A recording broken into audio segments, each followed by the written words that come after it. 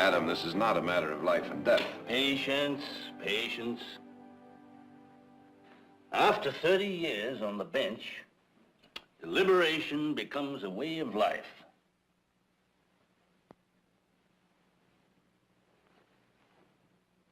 I hear tell that once it took the judge 2 weeks of deliberation to decide as to whether or not to deny or sustain an objection. That's a lie. Took less than 10 days. By the time he'd made his decision, I'd forgotten what it was I objected about. Well, in that case, I think I'd better sit down. Heath, that's an apocryphal story. However, I always do try to see every side of a thing before rendering a decision.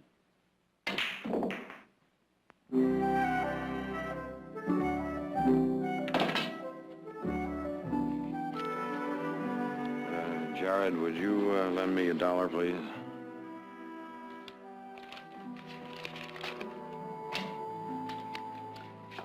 Thank you, gentlemen, for a most stimulating and rewarding evening. Thank you, Victoria, for being so lovely, such a good cook. Flattery, Adam, will only get you another invitation for dinner next week. Any evening these boys feel like another game of pool. Who would have thought that beneath those judicial robes lies the heart of a thief? Ah, Jared, if this ever gets out, my judicial reputation is ruined. Mr. Barclay? No, it's not. Please get the doctor. Let's get him over the couch. Thank you. Very kind. Mr. Barclay? That's right. Mr. Barclay, my name is Polino Arieta. I have just escaped from the Pinewood jail, where I was held as a murderer. I wish you to be my lawyer. Well, I wish you'd asked me that before you escaped. I didn't think I had a chance in their court, so I ran away. But I am innocent. Now I wish to stand and fight them. I remember how you saved my cousin Arturo. I think you must be the man to save me also. Do you accept? I will see about that as soon as we take care of this wound. One more thing. I am a Basque. In Pinewood, they call some of us Basques murderers and traitors and foreigners. I am an anarchist.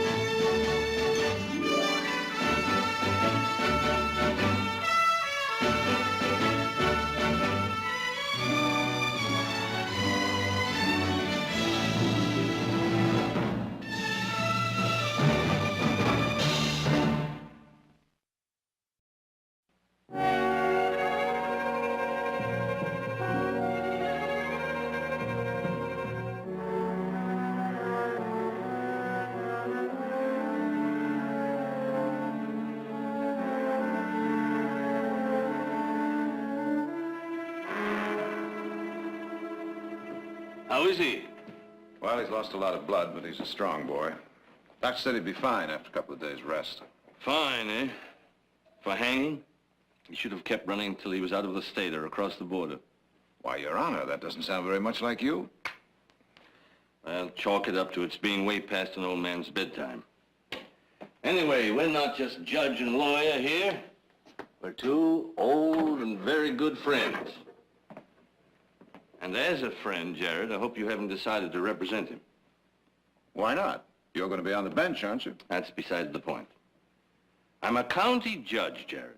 I'll have to preside unless I get lucky and fall deathly ill, get run over by a team of wild horses. Jared, when you defended that Basque 2 years ago, it was an unpopular cause. And he was only accused of petty theft. Well, a lot's happened since then. I don't have to tell you those people up around Pinewood have been scared witless by this anarchist philosophy. Oh, that's a lot of nonsense, Adam. The entire Basque community is only represented by a small minority, and probably only a few of them are anarchists. There's nothing rational about fear. And there's no atmosphere less conducive to holding a fair trial.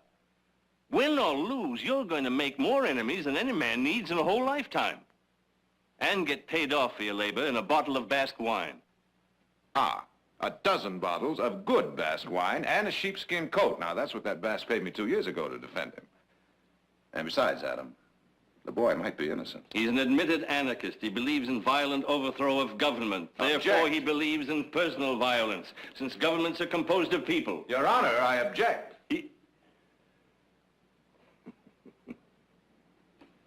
Sustained. Cigar. No, thank you. After all, we're not trying the boy for a philosophy, are we? But for an overt action. Ideas can't kill people, only people can. But I better stop that. We'll probably be arguing this in court, won't we? Yes, we will. And to think it was my intention to try to talk you out of taking the case. Well, next time I'll know better. I'll keep my big fat mouth shut, take my $3 and go straight home. Well, if it's any consolation to you, Adam, I decided to take the case before I came downstairs. Now, where did Victoria put my hat? And do you know why? Hmm? Because I know that no matter how unpopular the case, I can present my client before a judge that is fair and just, no matter what the atmosphere. Who do you want? You just can't come barging in here. You have no right. Oh, I got the right. I think you take a look upstairs. You better hold on. You can't go up those steps. Shut up! You on the stairs.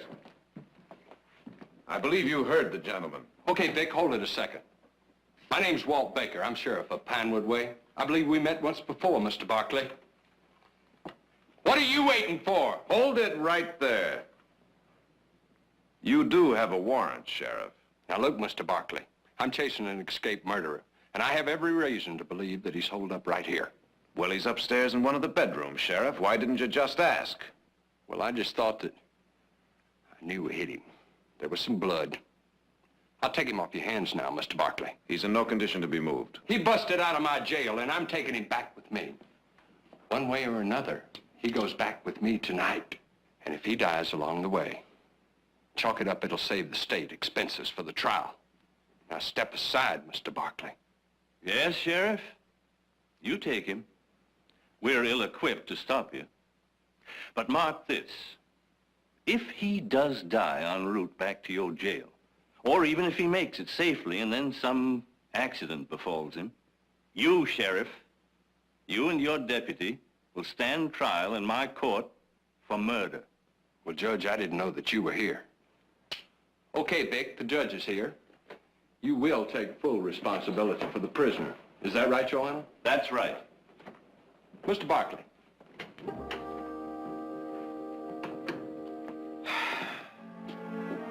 Many thanks, Adam. Yes, Jared. It's beginning to shape up, even now, as quite a trial.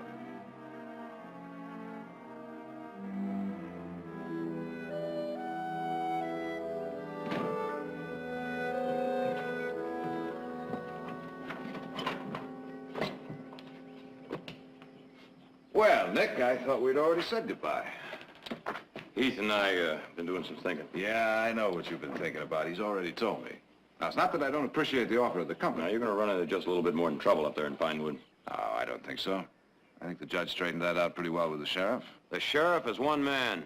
From what I understand, the feelings are running pretty high against the Basques in that town. I'll bet you turned out to be nothing more than a routine lawyer's job. Now, there's nothing routine lawyer's job about this. Now, look, Nick. It's been a long time since you've asked me to mend a fence or chase a stray, right? This is a little bit different. Just give us your best wishes. We can use all of those we can get, right, Polino? No, I'm not worried. I'm innocent. Besides, I have the best lawyer in the world.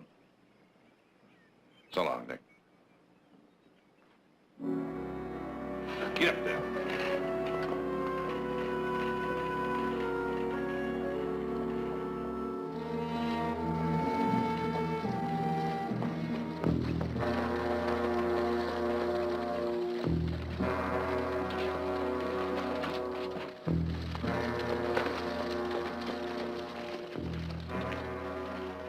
Step down, Basque.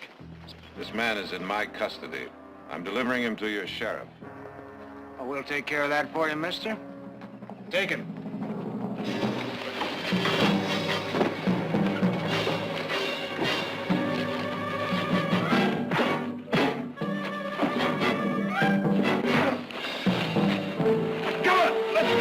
Let's string this murderer and foreigner to the nearest tree.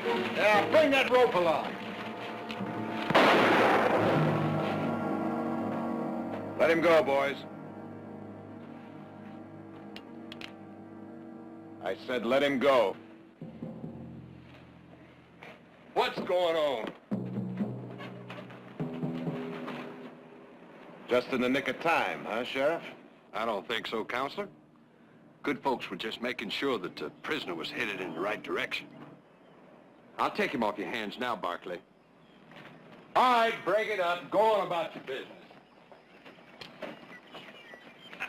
You staying around a piece, mister? That's right. Good. It'll give us a chance to get better acquainted. Maybe find out what kind of man would defend a... Go on now, Russ. Move it along.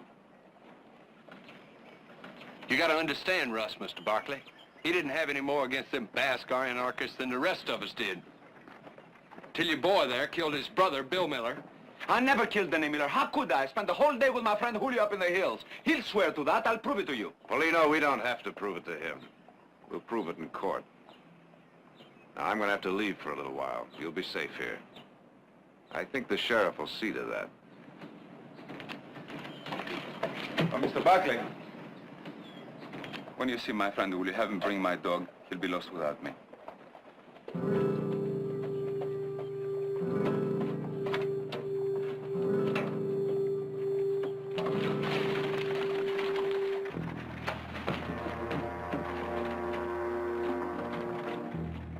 Now, a man like that, one way or another, he's bound to get hurt.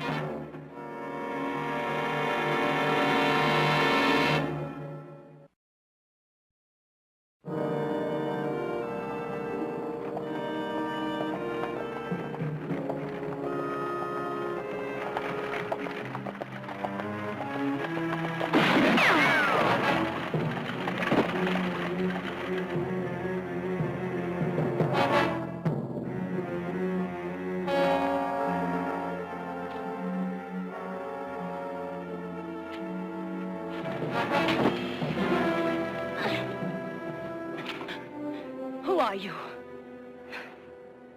Well, now, I wish you'd asked me that before you tried to kill me. I thought you were from the town. We Basques have had much trouble here. They have threatened to run us off our land, even to kill us. Well, I'm Jared Barkley, Paulino Arrieta's lawyer. Acres of Aten, and to think I almost killed you. Paulino, where is he? I dropped him off in town. He's going to stand trial.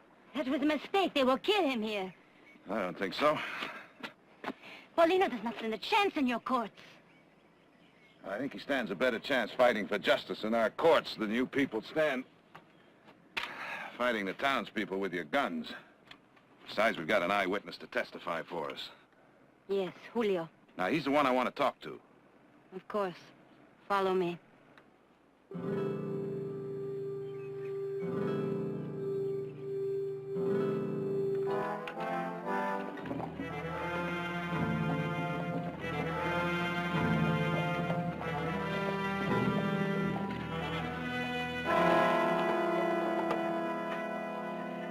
My sister, you bring an honored guest. Welcome to our village, Mr. Barkley. It's my honor, senor. See that Mr. Barkley's horse is watered and fed. Quickly. Please, Mr. Barkley. Rosa, some coffee and some of our delicious Basque bread. Mr. Barkley, we have heard rumors that you are going to defend Paulino. This is true. This is true. Wonderful, wonderful. With Gerald Barkley to defend him, our poor Paulino may yet have some small hope for justice. I was in court when you defended Arturo. A masterful job. Thank you, sir. But, of course, things have changed since then. Animosity has grown. The town has declared war on us. Seems to me you've kind of declared war on them, too. I was almost one of your casualties. I thought he was from the town. Terrible thing, war. Innocents caught in a crossfire. But naturally, we just defend ourselves. Naturally. But as Paulino's lawyer and a friend of your people, I must insist that you refrain from any more acts of provocation. But of course, we are the provoked, never the provocateurs. Well, that's reassuring. Although I've heard that there are those among you who preach violence, even anarchy. There are those amongst us who believe that law is evil when it operates only for the protection of the privileged. And it is the privileged who operate the law. You know, if you really believe that, you must either think I'm a dishonest man or a fool for having come here. I am telling you what the anarchists believe. Maybe you can free Paulino and prove them wrong. I can try. He wants to speak with Julio. Naturally. And what Mr. Barkley wants, Mr. Barkley shall have. Julio! You will be honored to meet Paulino's lawyer, Senor Gerald Barkley. Hello. Paulino tells me you were with him on the day of the murder. Is that true? Yes, that day. I think it was that day. I am a shepherd, senor. Paulino and I, we spend many days together in the hills. One day is like another. Is there some question in your mind about that particular day? I will help my friend Paulino in any way I can. You can help him most by simply telling the truth. I will do what I can do. You're a witness in this case, an eyewitness. I have told you, I will speak for Paulino. It would help him more if you would speak to me first. Now, Julio, you must understand that your friend's life may be in your hands. I need to go over your testimony very carefully. I have left my flock unattended. I must go to them. Tomorrow. Yes, you will come again tomorrow. And now if there is nothing more. There is one thing. Paulino's dog. He asked that you bring it to him at the jail. Yes. I will try. Tomorrow. He's only a boy, very young. He's sick about his friend Paulino. You understand? Well, thank you for the coffee and bread. Our pleasure, Senor Barkley. Rosa, take Senor Barkley to his horse. Anything we can do for you and Paulino, you will please call on us. I'll do that.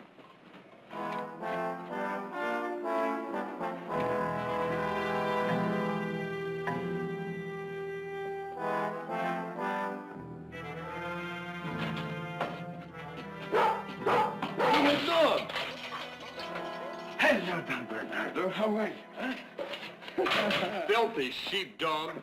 Now, I'm a fair-minded man. But mark my words, if he yaps too much, out he goes. Thank you, Mr. Barkley.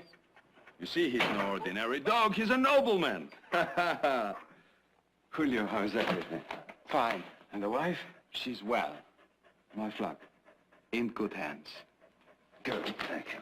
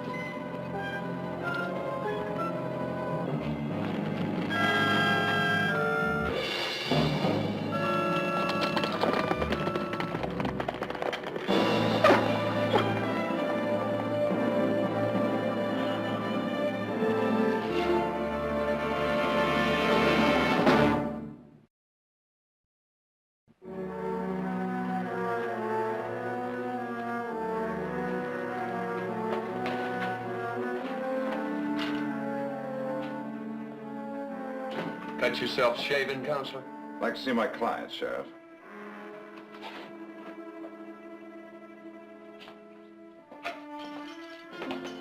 Your gun, Mr. Barkley.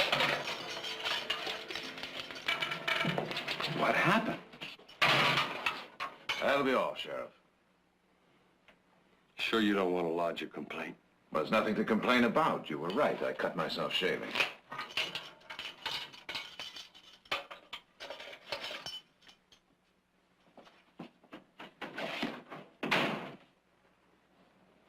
They did this to you. When did it happen? How? How many were there? Oh, maybe a half dozen. Was Miller's brother, Russ, huh? He was one of them. I couldn't see their faces. They wore hoods. But he wasn't one of them. They're all cowards. Townspeople, they're all cowards. All cowards wear hoods. They were Basques, Polino. What? Basques. Oh, you're wrong. I couldn't believe it myself. But the one who whipped me, the one who seemed to be their leader, the way he stood, the way he moved, he reminded me unmistakably of Francisco. Oh, you're lying. They wore rope-soled shoes, just like you. Well, that proves nothing. Why, they're townspeople. That would have been a very clever trick to wear rope-soled shoes. There was a sheepdog there. How many of the townspeople have sheepdogs? But you were beaten out of your mind. Why, your eyes, your mind were playing tricks on you. Oh, is this some kind of a trick you're playing on me? I wish it were. Why? Why? Is it possible? My friends? People I loved and lived with them? Is it possible they're going to turn against me? Why? I've asked myself that same question. Now, the townspeople, they'd like to take you out and string you up right now, wouldn't they? Yes, they made that clear, sir. But your friends, they want you to stand trial. Well, of course they do, because I'm innocent. Because they want you to be found guilty. What are you trying to say? To be found guilty and hanged, thereby proving that all foreigners get no justice in America, that they should become anarchists and fight to overthrow the government and its laws. You stop that, I warn you. They're using you, Paulino, and they'll continue to use you. Only I scared them. Scared them that I might get you free and rob them of their martyr. Get out! You're no longer my lawyer.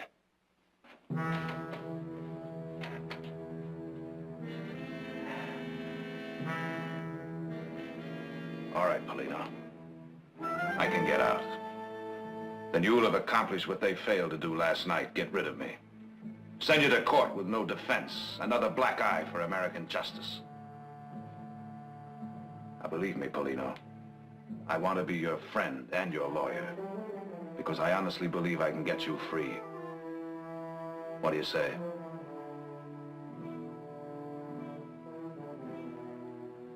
All right. Mr. Barkley, if what you say is true, then how come Julio comes here as my friend to bring my dog, to bring me hope? If what you say is true, if my own people want to see me hang, then how come Julio comes here to testify for me? You answer me that.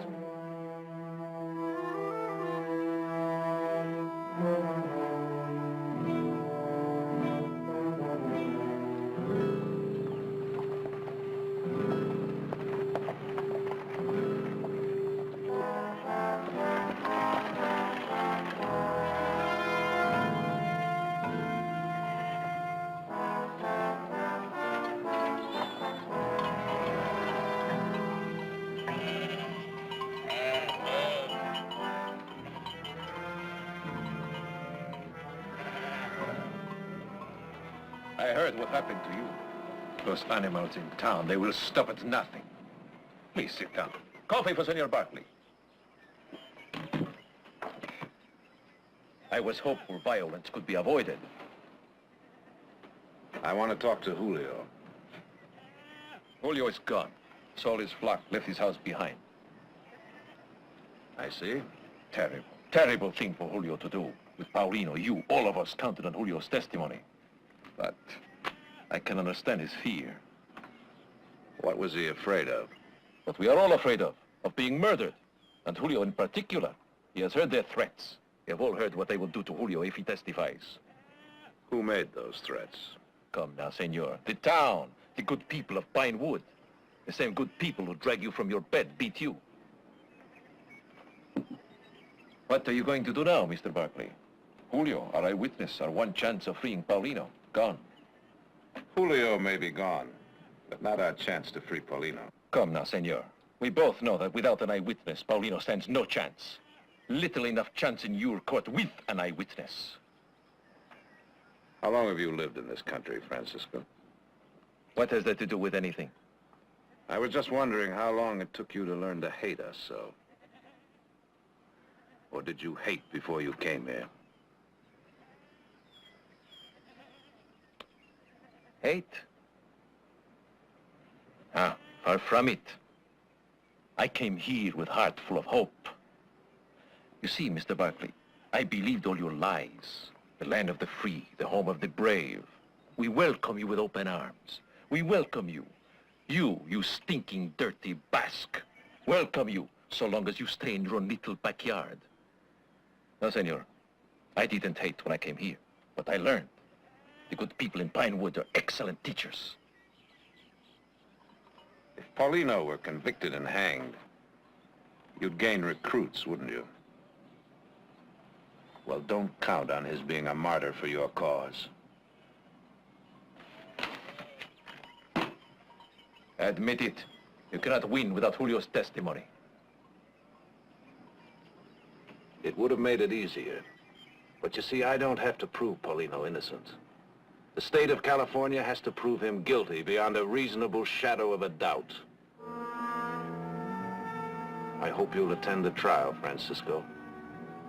You may learn something.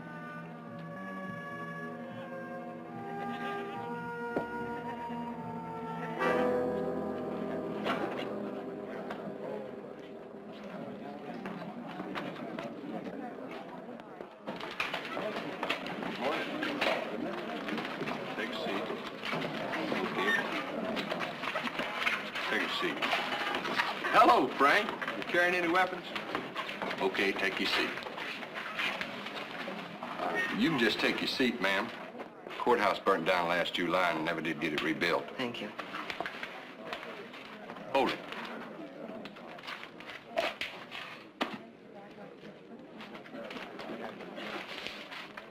Any complaints? It is your country. I did not expect to be treated as an equal. Jared, Mother, what are you doing here? I came to watch the trial. You don't mind, do you? Believe me, I can use all the moral support I can get. Yes, I can see that. Oh, yes, well, don't pay any attention to that. It may get me a little sympathy with the jury. Just sit down right there.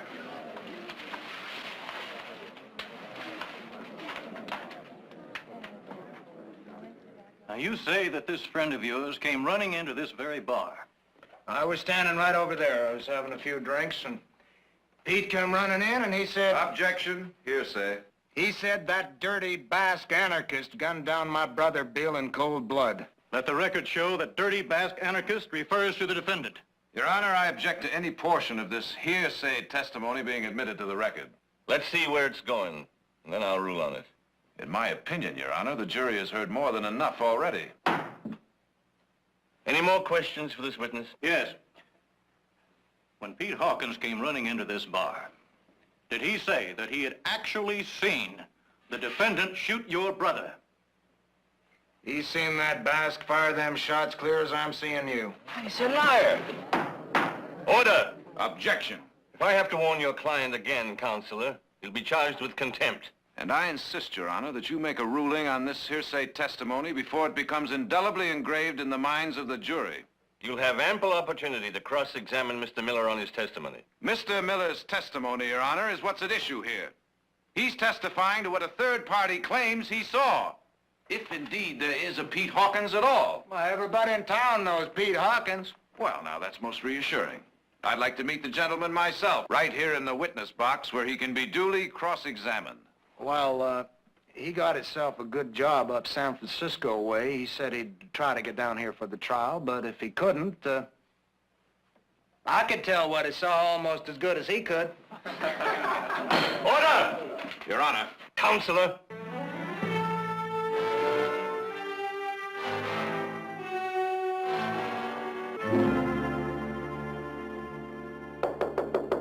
Come in.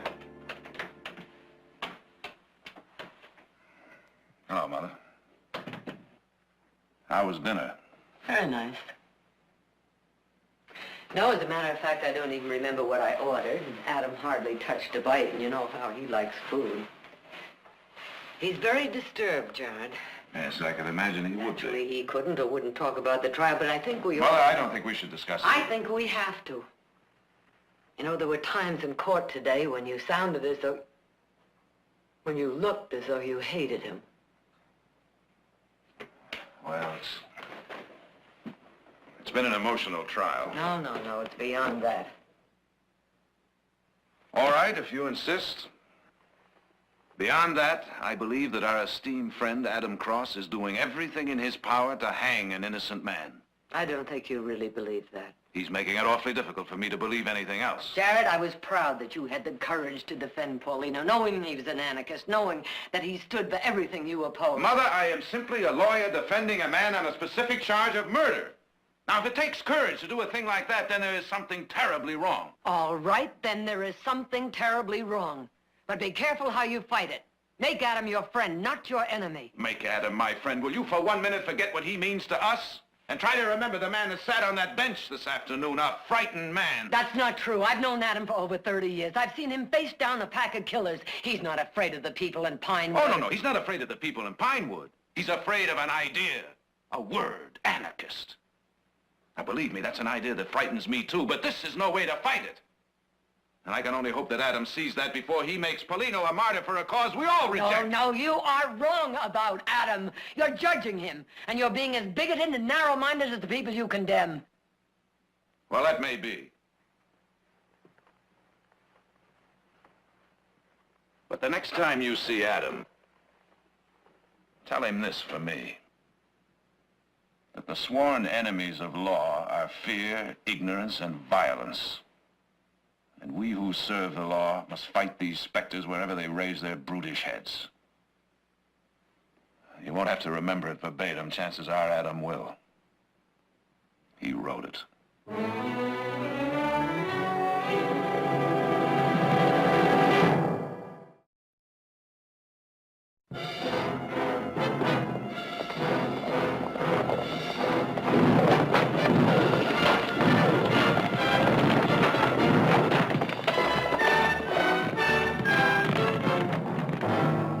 Last night, a bunch of hooligans tried to set fire to the jail. Now let me give fair warning, once and for all. Anyone caught committing such acts will be prosecuted to the full extent of the law.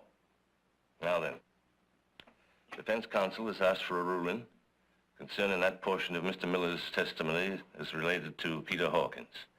The court rules that portion of the testimony is hearsay and should be stricken from the record. The jury will disregard it. How do you disregard something that is already in your mind, Mr. Barkley?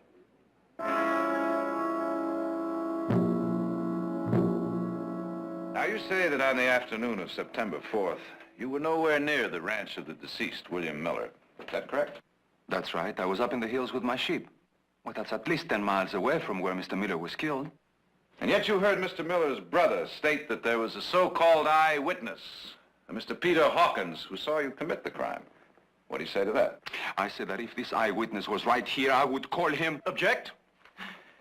Counsel is examining on the basis of hearsay testimony, already stricken from the record. Stricken from the record, but not before it was heard in this court. Objection sustained. Loud and clear by every member of the jury. I'd like my client to respond to that testimony. I've already And then ruled. His Honor can have both the testimony and the rebuttal stricken from the record. Ask your next question, Counselor. Now, you say that you spent that entire day with your sheep. Is that correct? Yes, sir. From sunrise to sunset. Well, then, I take it that you're calling this so-called eyewitness, this Mr. Hawkins, a liar. I swear by everything I have holy that this man is a liar, yes. And I further plead, gentlemen, that the district attorney obtain a subpoena and force this Mr. Hawkins to come to this court and testify, so that my client may face his accuser. And in so doing, there might be several interesting questions that I could ask, such as... just where was this Mr. Hawkins hiding when he supposedly saw Paulino fire the fatal shots? Or, Why didn't he try to prevent the murder of his friend? Or, failing that... I object strenuously to counsel's clever tricks. He's trying to make the jury think that somebody else killed Miller. Objection sustained. We've already ruled that Mr. Miller's testimony is to be disregarded as hearsay. Now let me warn you, don't bring it up again. I beg the court's pardon.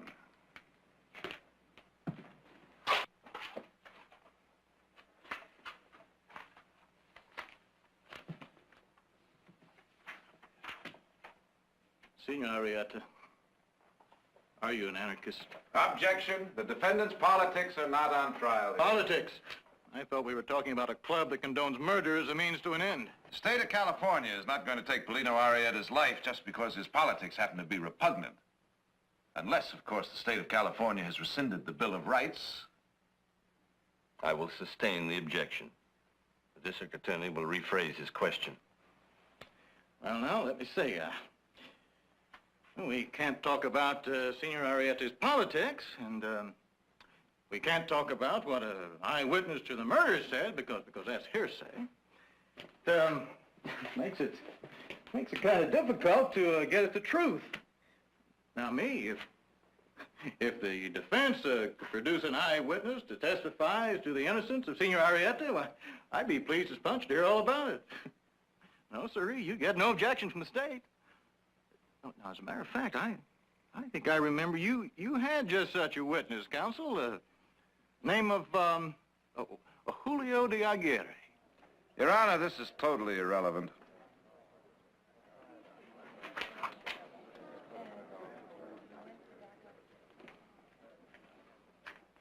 Senor Arrieta, do you believe in the violent overthrow of this government? Objection. Objection overruled. Let's see where he's heading before jumping him. Answer the question. Paulino, you don't have to answer that question. Mr. Buckley, I'd like to answer this question, if you don't mind. No, sir, I don't believe in violence. Except when the laws are bad. When they don't protect the common man. Then you just take the law into your own hands, right? Well, if this is the only way by which I can win justice, yes. Did you believe the law of Pinewood was protecting you and the other Basque sheep herders from the cattlemen? No, I believe that the law here is on the side of the cattleman. Bill Miller was a cattleman, wasn't he? Well, I was told so. I didn't know him. That's enough reason to hate him. Objection. It's enough reason for an anarchist to kill him. Objection, Your Honor. I did not kill him. I didn't even know him. But they threatened us. They said that they would run us off the hills. They threatened to kill our sheep. The law was too slow for you. Objection, Your Honor. That's a conclusion. So you just took the law right into your own hands. You took a gun into your own hands, and then you went hunting for Bill Miller. Objection, he's And leading then the when he witness. came out of his house, he mounted his horse. You shot him in the back. Objection. You killed him the way you'd kill a fly. Without remorse and without guilt. Because you have been poisoned. Poisoned in your heart and soul by a foreign political philosophy. Objection, Your Poisoned Honor. so you can no longer reason right Your from Honor, wrong. I object to Poisoned this so you entire are line now of like a questioning. jungle animal, a wild animal, who kills anything that gets in his way. That's all I've got to say. Your Honor, I stated a number of objections which the bench did not reply to. I take it that they were denied. You take it very well, Counselor. I move for a mistrial. Denied. I request permission to approach the bench and lay foundation. You're in contempt. And you, sir, have lost control of this court by a series of judicial errors which have denied my client so much as a semblance of due process. This court is adjourned until 10 o'clock tomorrow morning. I request to see His Honor in his chambers. I will see defense counsel in this courtroom tomorrow morning, at which time I will rule on his motion.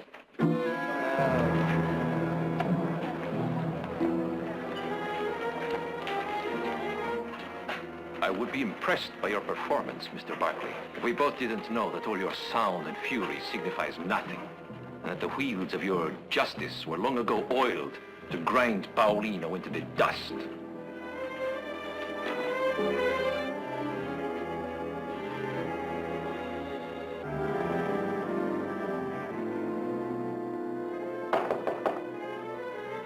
Who is it? Victoria Barkley, may I come in?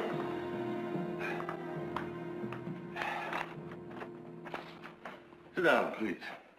I hope I'm not disturbing you. No, not at all. Can I get you something? Coffee, some brandy or something? No, not a thing. There are certain advantages to having my chambers in the saloon. Thank you. Adam, last night Jared and I had words. Victoria, if this has any bearing on the case... You know what he feels you're doing. Oh, yes. He's made that quite clear. Is he wrong? Victoria, you know I can't talk about the case. Forget the case. This is between two very old and very good friends. Now, last night Jared said some things I wouldn't believe. But today in court, he... Well, you tell me. You tell me, and I'll walk out of here and never question you about this again. Is Jared wrong? Victoria, please. Is he wrong? It's a most complex case, Victoria. It's like an iceberg. 90% of the issues are Jared hidden. says there's only one issue. Is Paulina guilty or innocent? He says you're frightened of what Paulina represents, and so I ask you once again, is Jared wrong?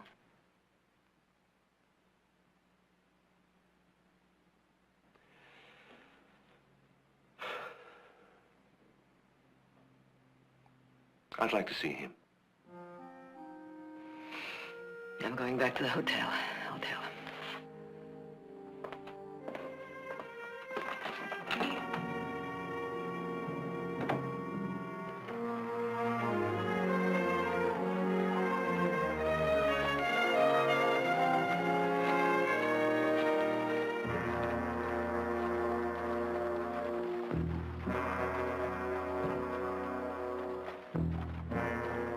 Ain't that their witness?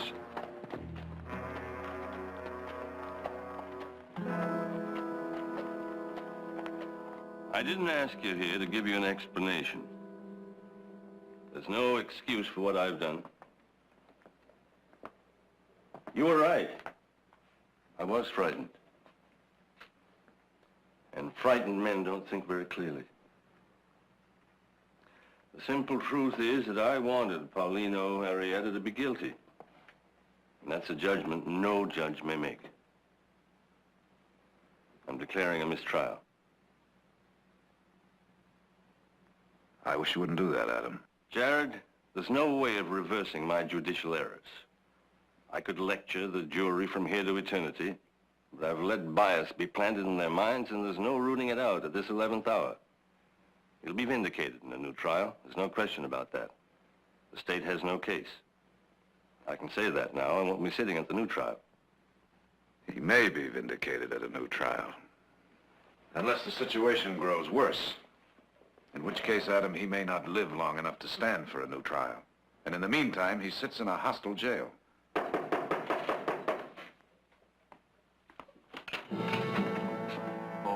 Unless it's very important. It's important, Judge, very important.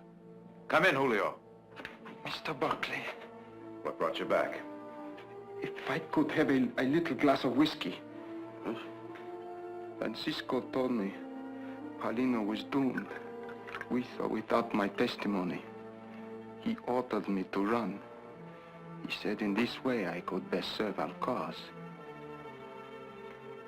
Francisco was wrong. Was he not, Mr. Buckley? He was wrong.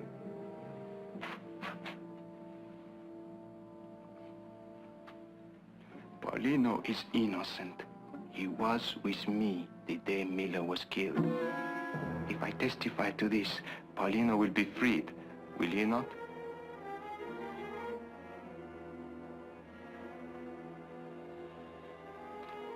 To justice.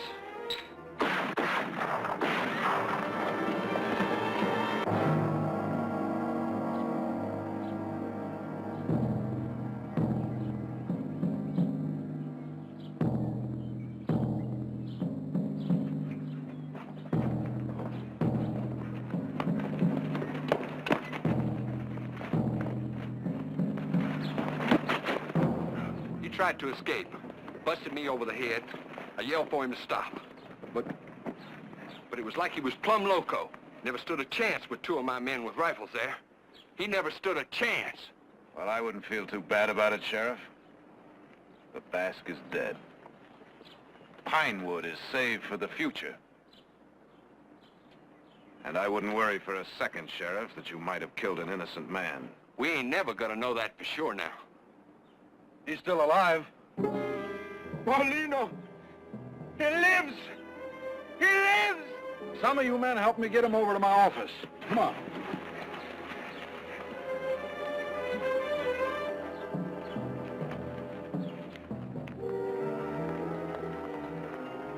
What's the matter, Sheriff? Afraid he may live to tell the truth? It don't mean nothing to me. I was just doing my job. He tried to escape. You saw Julio come into town, didn't you? The bass boy? Sure, we seen him. His testimony might have cleared Paulino. You think the court would take the word of a stinking Basque? Shut up, Russ. Well, he's trying to make it out that we shot Arrieta because we was scared he might get proved innocent. He tried to escape. In broad daylight? With his arm in a sling? Knowing the street was full of guns with fingers just itching to pull the trigger and kill him? No, you can't prove that. I say he tried to escape. Nobody can prove different. Well, that remains to be seen. There'll be a hearing, Sheriff. In the meantime, I'll just take your badge. I'll appoint an interim sheriff and deputy. Alive and a free man, Sheriff. Paulino Arrieta would be living proof that our American justice makes us much stronger than any alien philosophy. If he dies, you will not only have murdered an innocent man, but created a martyr for the anarchists. I wonder if men like you can really understand that.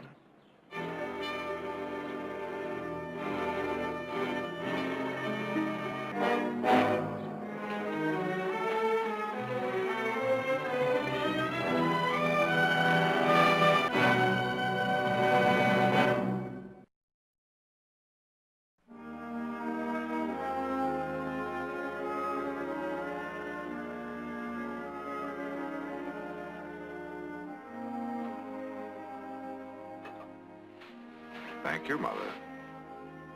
Well, you could thank me more if you would finish your work and get some sleep. Here's a gentleman to see you. It is late. I hope I am not disturbing you. Oh, that's all right.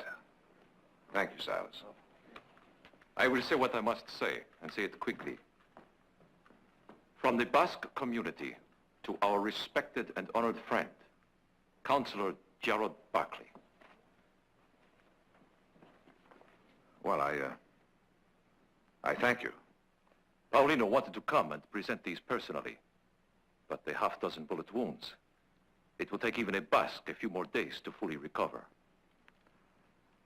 I trust that those sheepskins are full of good Basque wine. That will wait on the tasting. Well, at any rate, it's more than I expected. I told my people to wait on this until the hearing was over.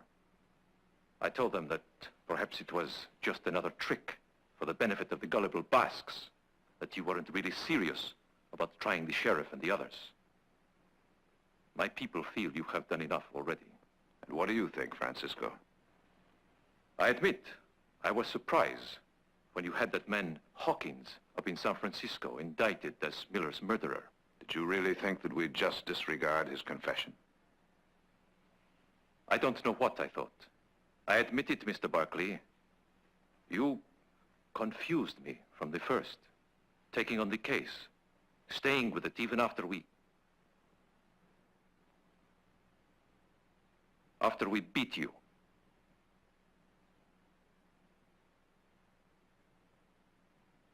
Well, that's all over with now. Paulino is free. Won't you join us in a glass of wine, Mr. De Navarre, Francisco. De Navarre? That's lovely. It has been a long, hard ride, and if it would not be too much trouble. I'll get the glass. Just for yourself, madame. Just for yourself.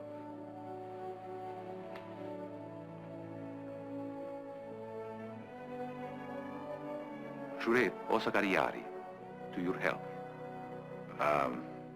I think I'd like to watch you first.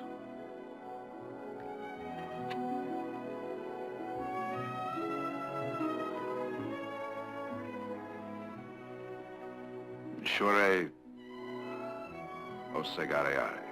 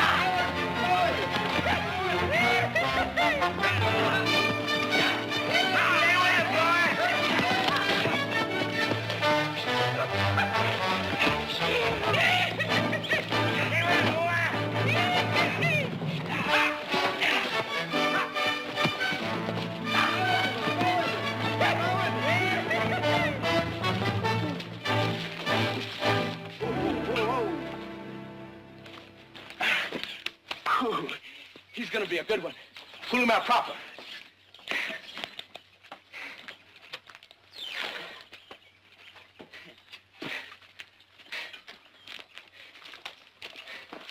Well, darling, aren't you overdoing? I'm gonna ride him. I like to break him myself. Can't hardly tell which one of you worked the harder. Look at you. No question. Me.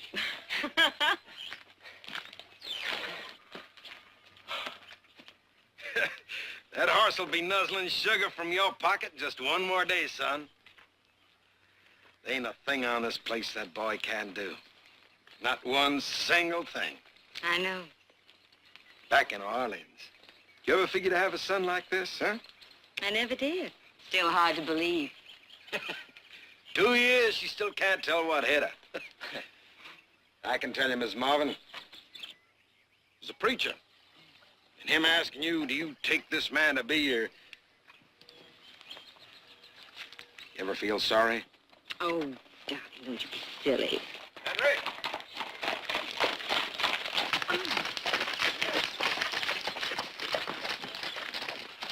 Thought you might like to take a look at these survey plans of the railroad spur. Make sure they don't lay that track right through your living room. I sure would. Young lady, you look prettier every time I see you. Well, then I'll have to ride over more often. This time I came by to get some money from you. 50 cents for the church supper at our place Saturday night. 50 cents? Mm-hmm. Why, that's half a day's pay. If I know you, you'll eat more than that. We're never going to get to study those plans standing around out here. Put your shirt on, son, and come on in. Seeing how half this thing's gonna be yours. Right, Pa. Oh, would you like a cool drink? Sounds wonderful. That's for me. Therese? Darling, I have to get my roses into water. Oh, well. Be sure to come early Saturday night. You bet. We'll need some help with the tables.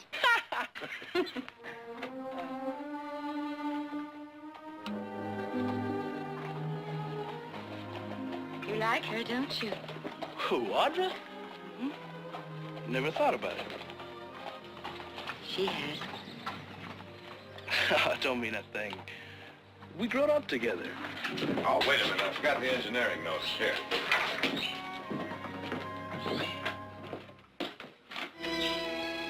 Well, don't get involved with her. Not for your sake, darling. For hers.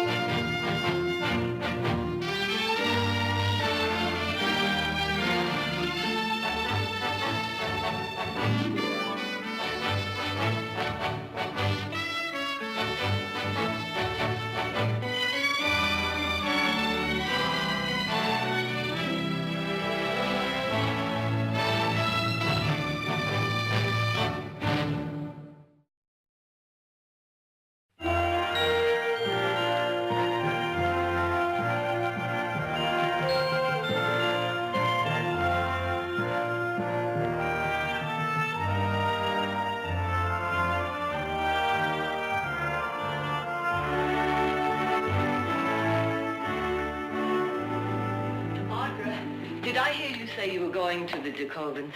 Yes, why? Well, would you stop at the Marvin place for me? Henry likes to check his olives against ours. I meant to send them with you when you went over with Jared, but... What's the matter? Did you and Will have a fight? Oh, no, well, it's just that I feel so awkward whenever I go over there. I keep remembering Mrs. Marvin. I mean the real Mrs. Marvin. Oh, Audra. Therese is the real Mrs. Marvin. Well, I know, but... Well, he didn't have to marry again so soon. It was only a year. He was lonely. People do lots of things when they're lonely. Never mind. I'll send them over with Ciego. Oh, that's all right. I'm going right by. I don't mind. Not really.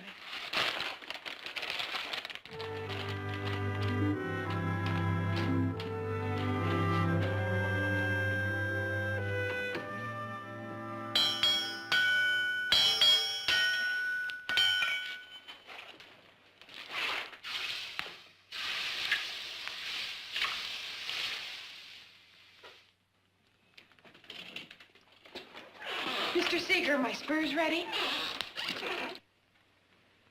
Tomorrow, maybe. If you ask me nice. Well, you said you'd have them 2 days ago. Well, now, looking at a pretty face like yours, a man don't hardly know what he's saying. I'll expect you to have them tomorrow. Early.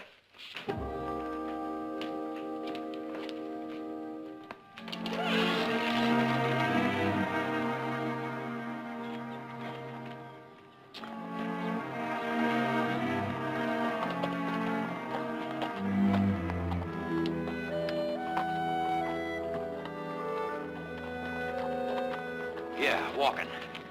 And it's the last time, too. Oh.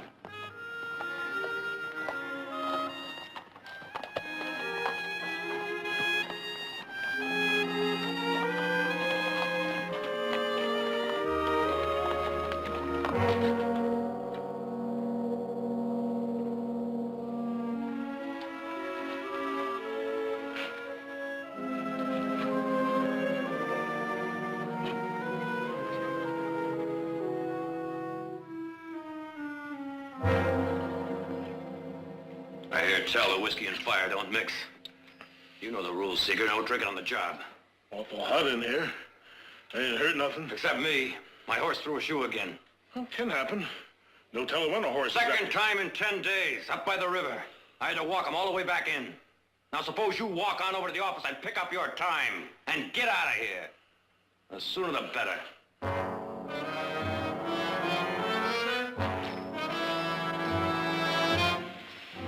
Barclays. Always high and mighty.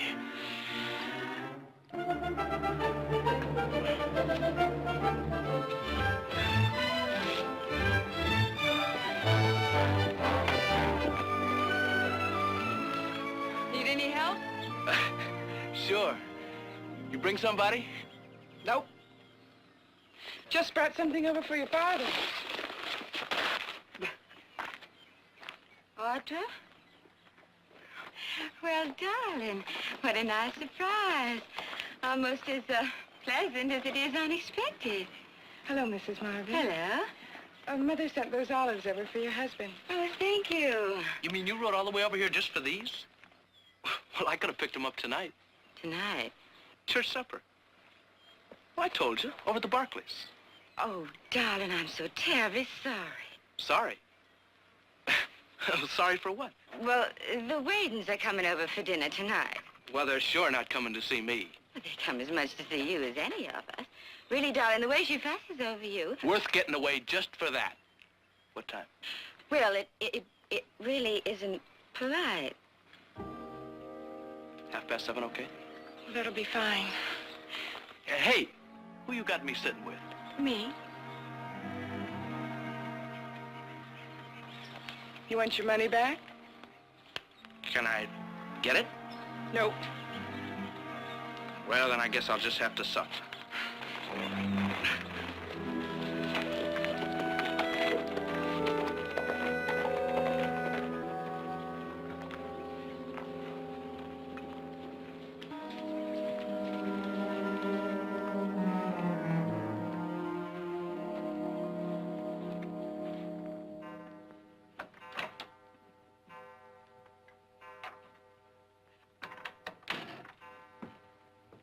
Will?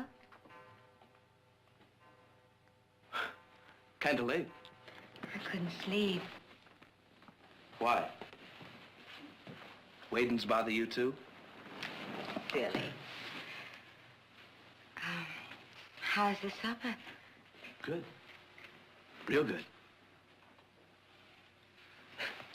Night. Will, about this afternoon, I guess that's why I really waited up. I just had to make sure that you understood. Forget it. I can't. I wouldn't want you to think that I don't. Well, I knew there'd be other Saturday nights and other suppers and other girls. I just couldn't stand to see you hurt your daddy. Hurt Pa? Well, darling, you know how proud of you he is. How he loves to show you off to all of his friends. Just isn't right to disappoint him, to hurt him. It isn't right to hurt anyone who loves you like that. But, I never did mean to offend you.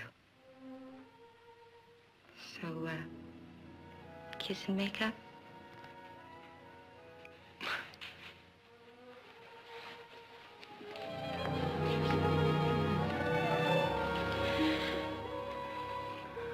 Well, there's no need to argue about it now. There's plenty of time to talk things over. Will, your daddy's got to sign some papers. He's going over to the Barclays Monday morning. Monday morning, I'll be in town.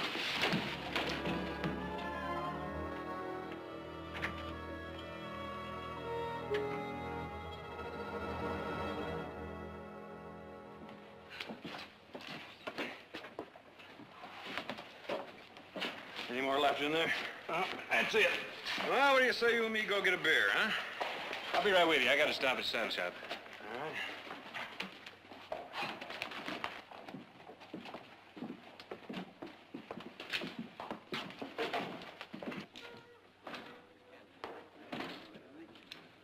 What'll it be, Nick?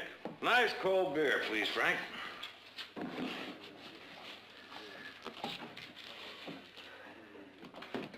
Hey, don't you think you better take it a little easy? Nick Barkley.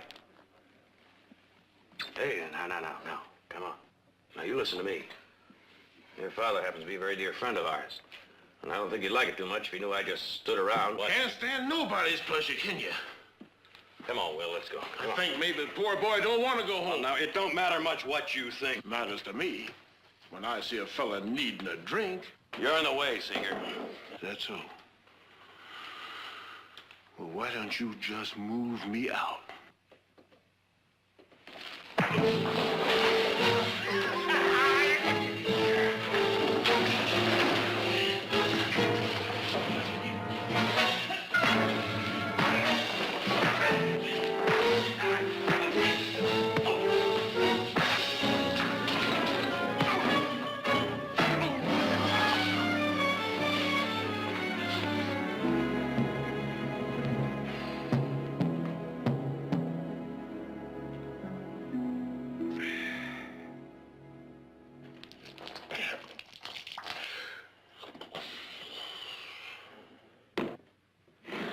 No reflection on your beer, Frank. I understand, Nick. All right, Will, let's go. Well.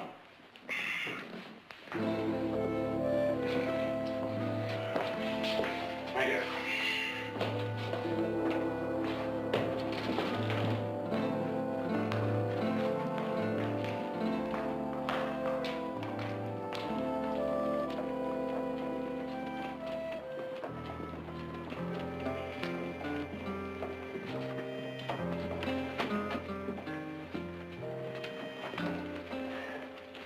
All right, let's go home. I'm thirsty anyway.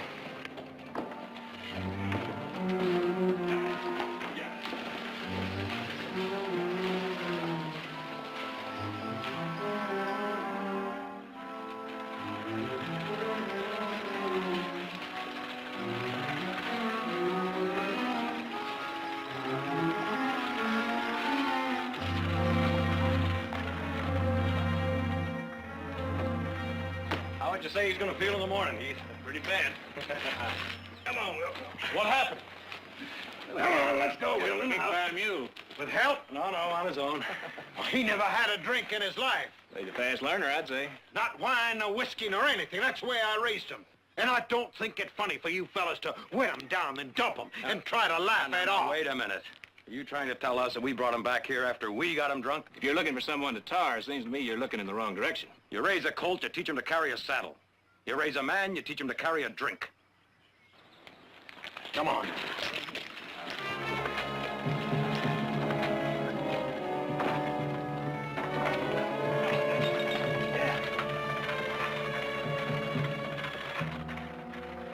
Henry, here, I'll take care of him.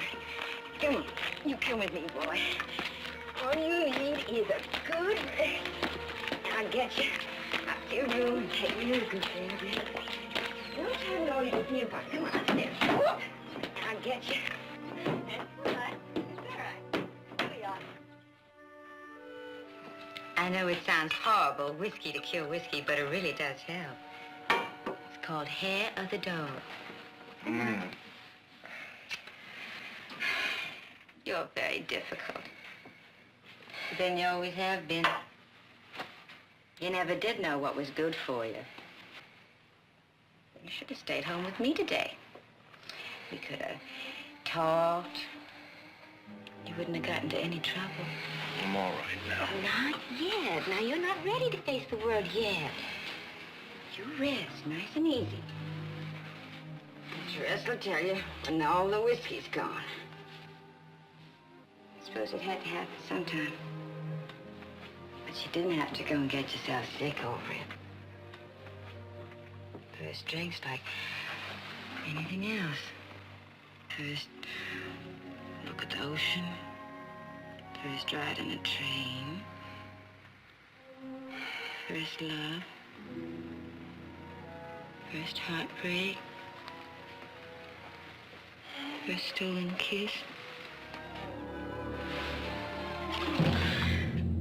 You do that to him?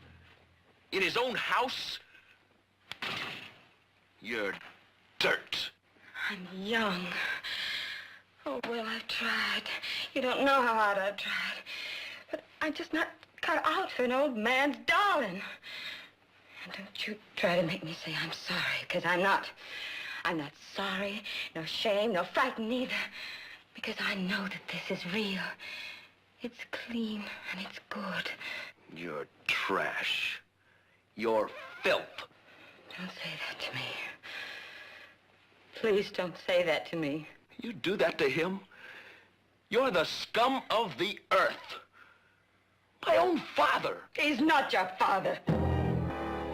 What'd you say? I said he's not your father.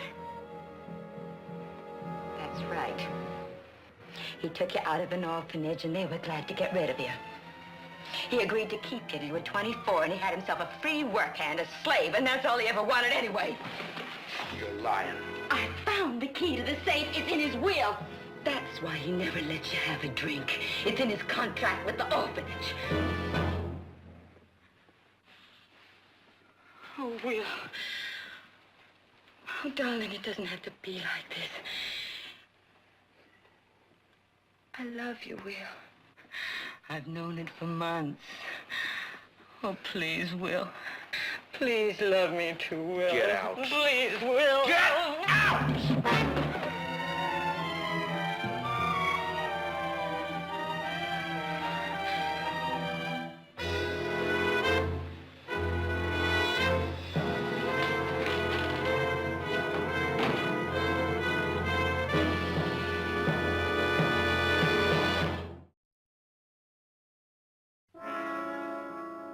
Will?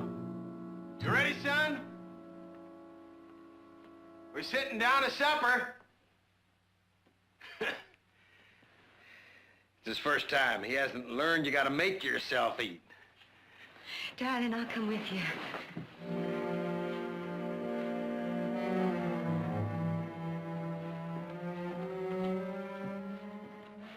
It's mighty sweet of you nursing him all afternoon. I don't know what I'd do without you.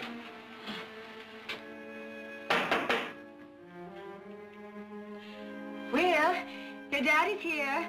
He wants you down to supper, sugar. Boy, you'll feel better with some food in your stomach. You gotta try.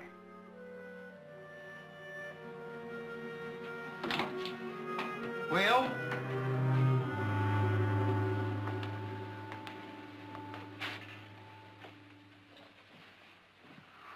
He's just ashamed, darling. He can't face you yet.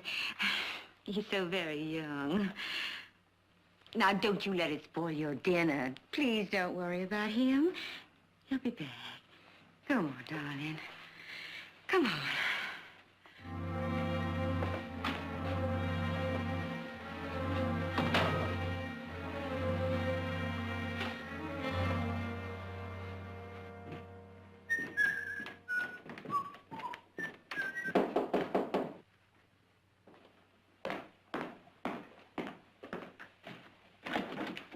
Will. Evening, Jared. Oh, come on in. I think Audra's in the living room.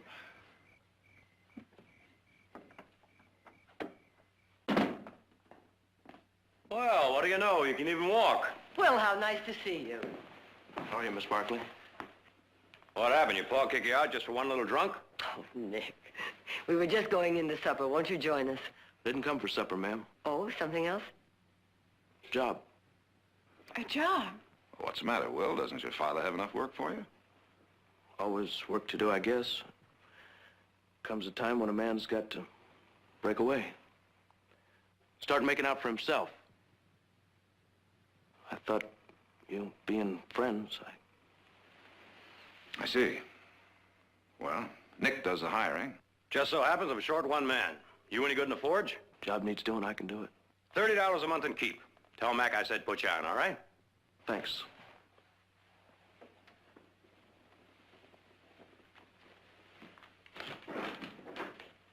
I wonder what happened. I wonder.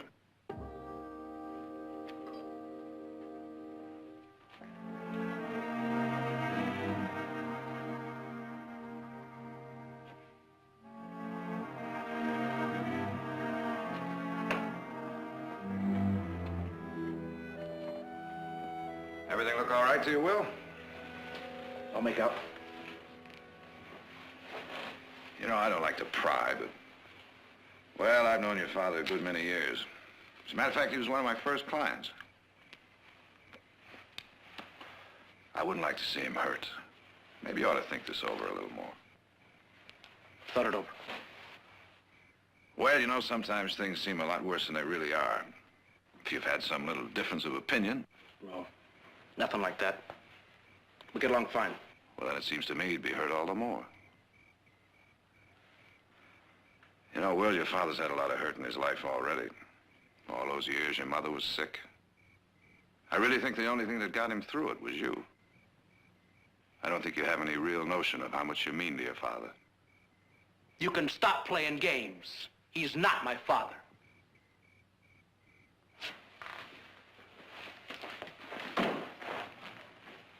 Who told you that? Don't matter who or how, I found out is all. Picked me out of an orphanage. Could have been me or any other. 1, 2, 3. There's one looks healthy and strong. Signed papers and put a ring through my nose.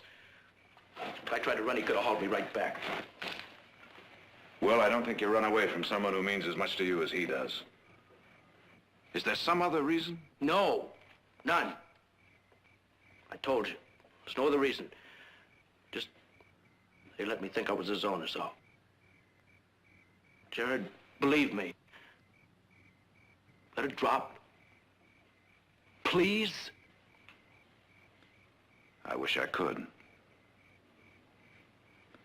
And I will.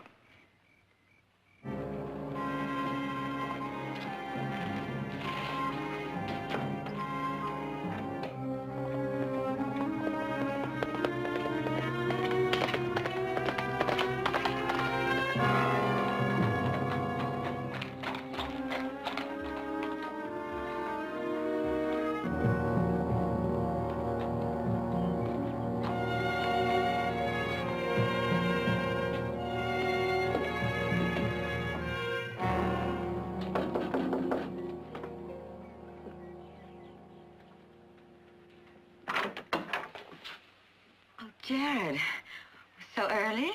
I apologize for the hour, but I'd like to see Henry. It's rather important. Of course. Won't you come in? Thank you. No business this morning, Jared. I've been up half the night. Will's gone. He's disappeared. Without even a trace. I know, Henry. He's over at our place. He rode over last night and asked for a job. Why? For no reason? Without even a word? Well, he was pretty worked up. He knows the truth about himself, about the orphanage. Couldn't. He couldn't listen. You let it out. I think you know better than that. You're the only other one that knows.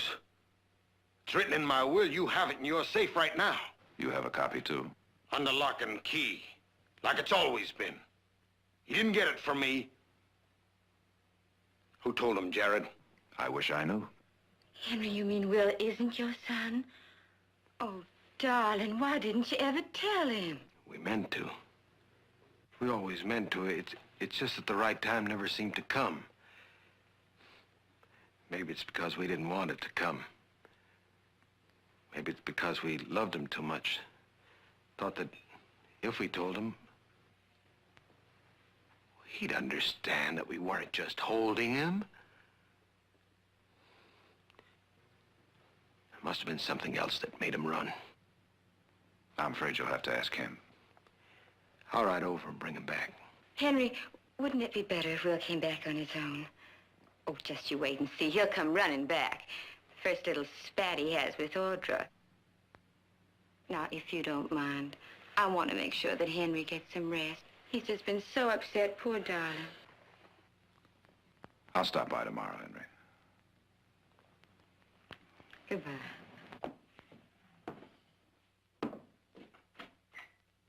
I know what's really bothering Will. It's that girl. Audra? She wants Will, and she won't stop at anything. But you're a man, darling, and I wouldn't expect you to understand. Go.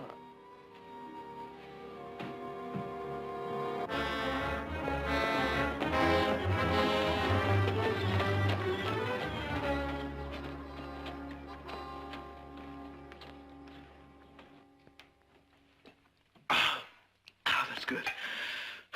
Real good. Of course, it's only lemonade. Listen, this is my drink from now on. Thank you, Mother, will you? For what? She's in town with Heath. Well, then, thank you.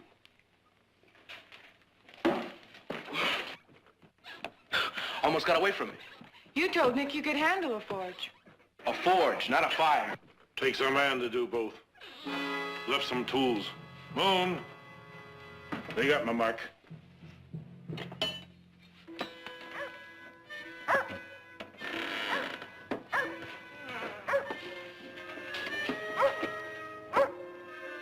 Well.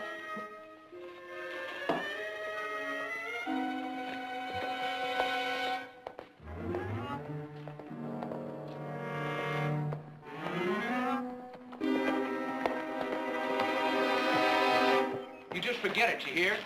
I'm not coming home, and there's no use trying to talk to me. Darling, I was hoping to talk to you. Alone? Of course.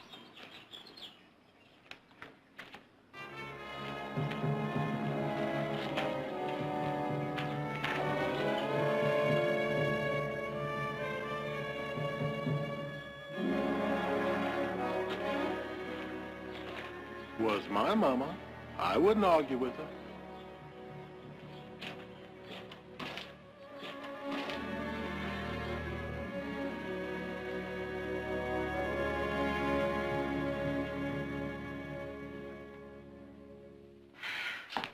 We'll be alone here. My family's away.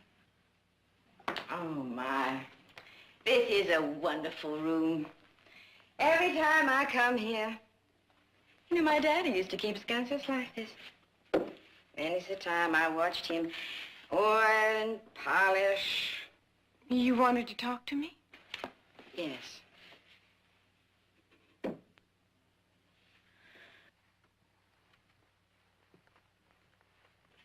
Send him home, Audra. You can't hope to hold him. I'm not trying to.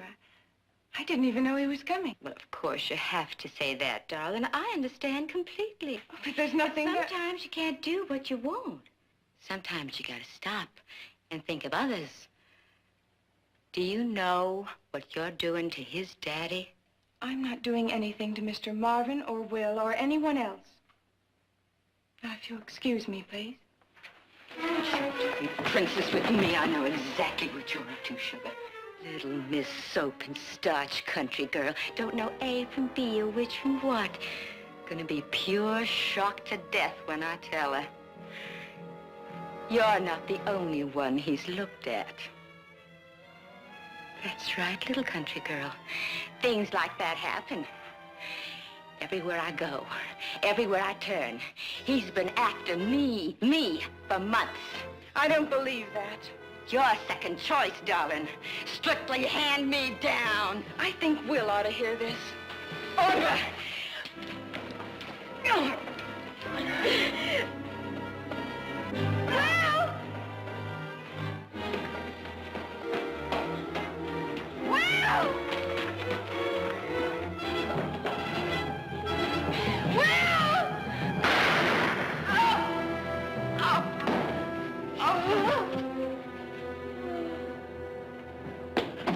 Audra, what's the matter?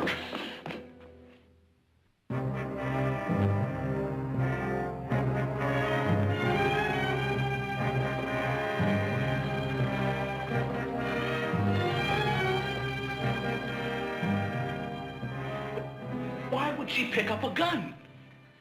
I don't know. Well, there must be some reason. Audra! Will, she was saying such wild things. I said I was going to get you, and she grabbed the gun and... What kind of wild things? She said you were always after her.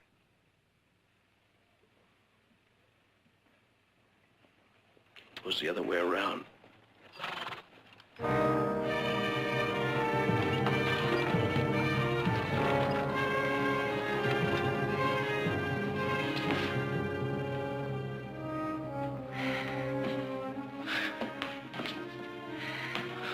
It'll kill Paul when he finds out the truth about her. Well, you should have seen him when he brought her home. It was like she started a whole new life for him. And he never had much of one before that. Not with Ma and her being sick all those years. I can say it was an accident and not tell him the rest. No, the sheriff will be asking questions. But Jared will know what to do. Listen, I don't want you to have to lie. But it's not really a lie. It was an accident. Oh, Will, I thought you... Mother... She... I did it, ma'am. It was an accident.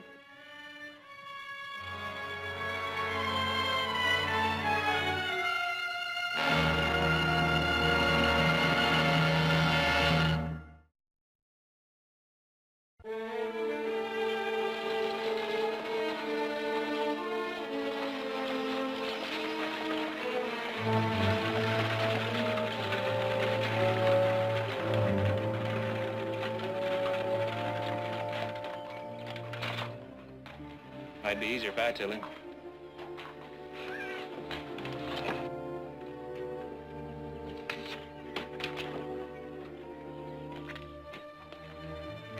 Will, I thought I heard somebody. Oh, boy. Oh, boy, did you give me a hard time. But it don't matter now that you're back. It don't matter one bit. It just goes to show you what pure foolishness a man can do. I should have told you about the orphanage, and I should have told them how to hold a drink and not worried about them taking them away. Paul? I got plans for you, Will. I got big plans, yes, sir. Starting today, Will. Paul, will you stop? Will you listen? Was something wrong? Paul.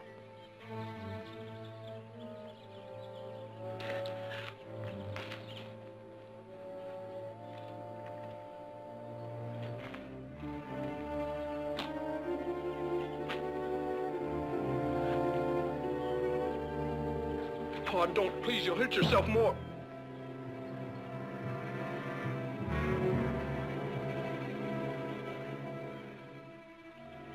What happened?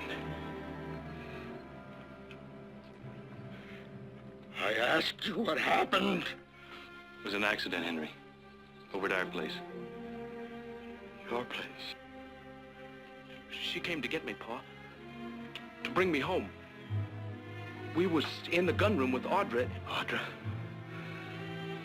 Audra killed her? No, Pa.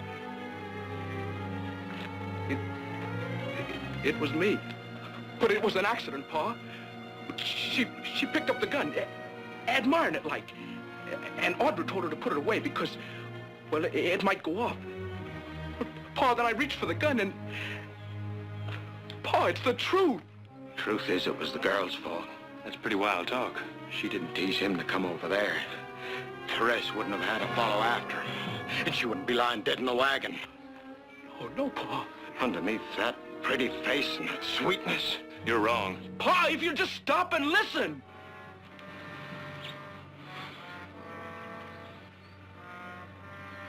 I gotta make arrangements.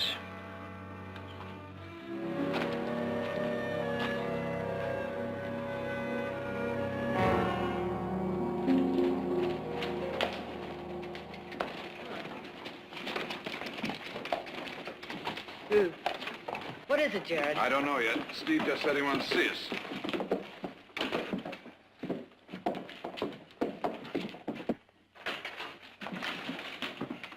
Steve?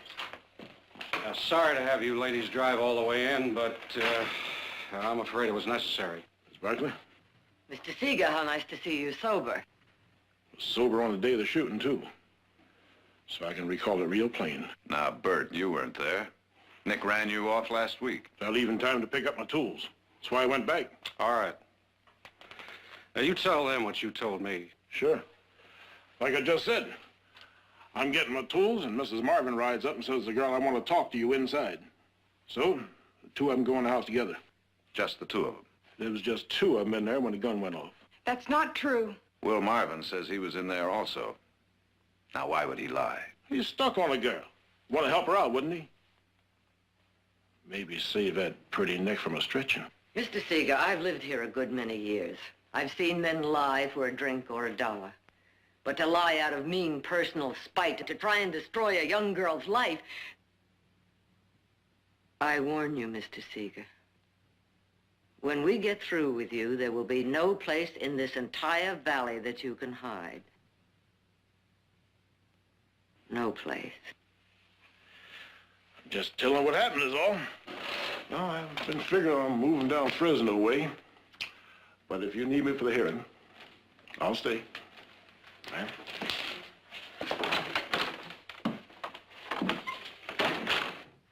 Audra, he is lying, isn't he? Now, that don't mean I can keep his mouth shut. Now, he'll talk his head off at the inquest. Inquest? I didn't think you needed an inquest. I've got to call one now. Friday afternoon, 3 o'clock, here.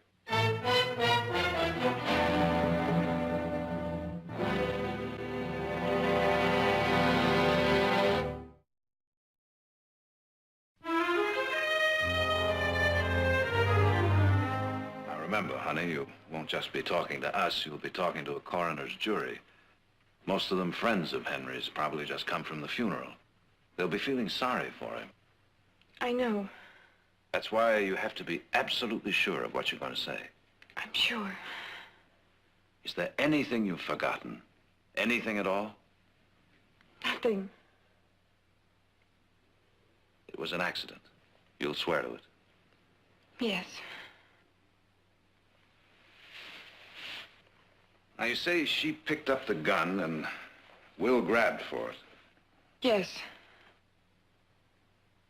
So Seeger is lying. Yes.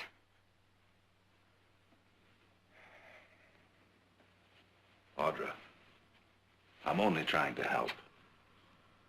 Now, come on. There's nothing to be frightened about.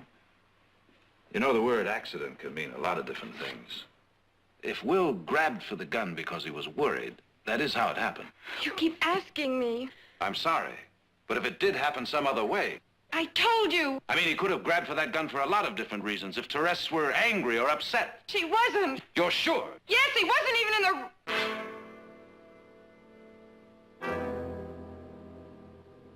He wasn't even in the room. You were the only one there with her. Yes. It was you who grabbed for the gun. She picked it up. I was so frightened. Why? Why? She was so angry, so wild. Why? Why, Audra?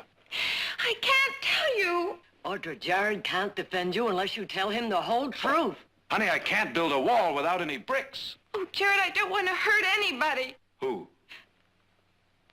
Audra, if I have to ask you all night and all day, I want to know who it is you're protecting. Now listen to me. I've got a pretty good idea already, but I need to hear you say it. Jared, I can't tell you. You'll have to ask Will.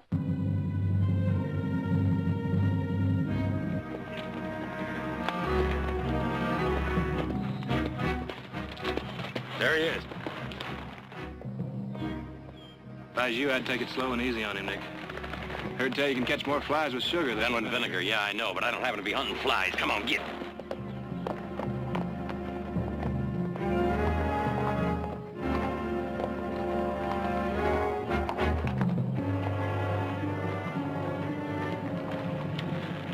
Just coming over to see you. Why? What's the matter? I just thought you'd like to know that Audra's got us worried. She seems pretty upset since she heard about that inquest. Inquest? Seeger told the sheriff you weren't even in the room when it happened. Oh, well, you know Seeger. He's lying. Is he? Well, Audra finally broke down. She said the same things. Now, Will, what is all this about? She said you could tell us. But there must be some mistake. Oh, no mistake. She's holding something back. There's no question she's scared, and so are you. Are you going to tell me why, Will?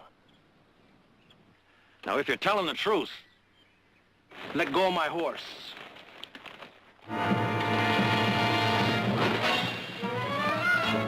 afraid this isn't going to wait. Look! All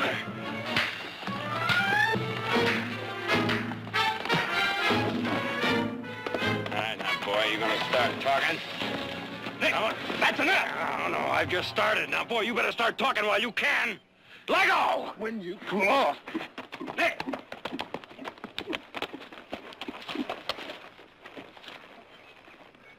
Well, just pure boyish spirits, I suppose. Just trying to dig the truth out of him is all.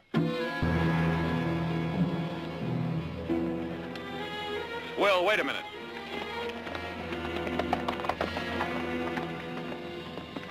Well, Brother Nick, with your usual flair, you've locked the cage before we caught the bird. Well, someone had to open him up.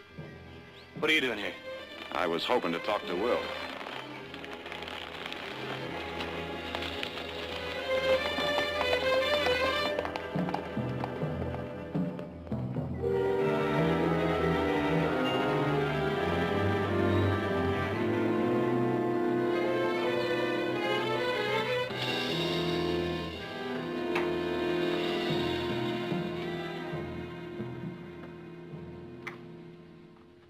Will? Where you been? I had some things to do, Pa. Kind of got behind. Well, I guess I just can't get used to the quiet around here, and I thought you'd be home for... What happened? Nothing, Pa. It wasn't nothing. You don't get cut up like that for nothing. Who done it to you? Will you take my word for it, Pa? It doesn't matter. Well, it matters to me. Now, who done it? You have a run-in with somebody? I ask you a question, son. I like an answer. Now, who was it? Nick Barkley. Why? We had an argument was all. Just an argument. Over what? Look, Pa... A girl? Why? You know something they don't want you to say. Like maybe you never did go into that house after all. Maybe it was just Audra and Therese. Maybe it wasn't an accident. No, you're wrong, Pa. It's just like Seeger says. All you see is the girl. I don't count for nothing with you. You're wrong, Pa. Don't talk like that. All right, I'll give you one more chance. Say what you know. Tell me what it is Audrey don't want you to say.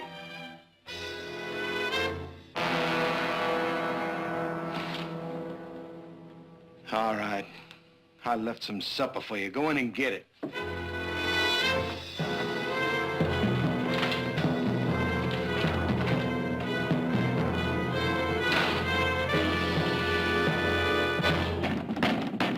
Open up!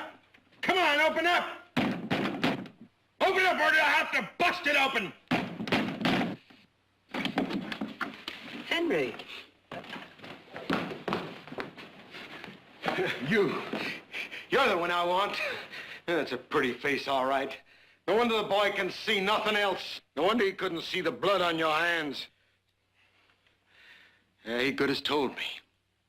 You killed her, didn't you? You picked up that gun and you shot her down when she tried to get him back. Just a minute, Henry. Come on now, admit it! Henry! I think you better go. You'll pay for this.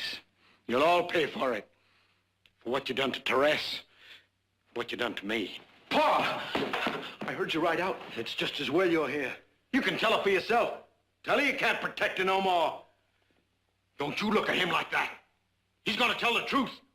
He can't cover up no more. I'm afraid no one can cover it up any longer, Henry. They couldn't tell you about Therese, because the truth is she came here for Will. She came because I wanted him back.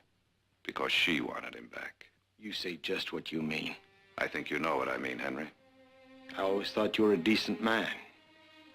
I'd heard rumors about her before, but I guess I never wanted to believe them. Then after the shooting, I had to find out for sure. I checked up on her in New Orleans.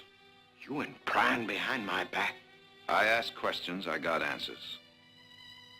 She was 17 when she took her first husband.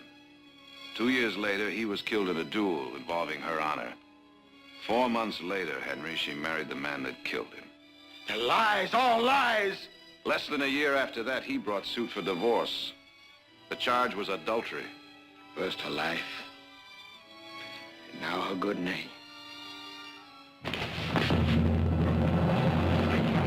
Don't, Pa. It's true. He's right.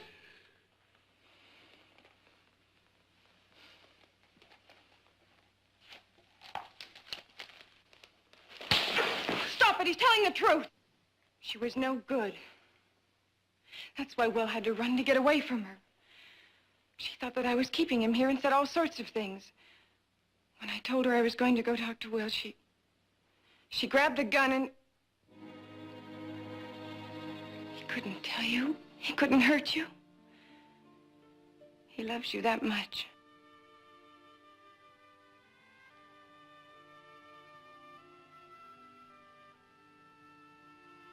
Pa?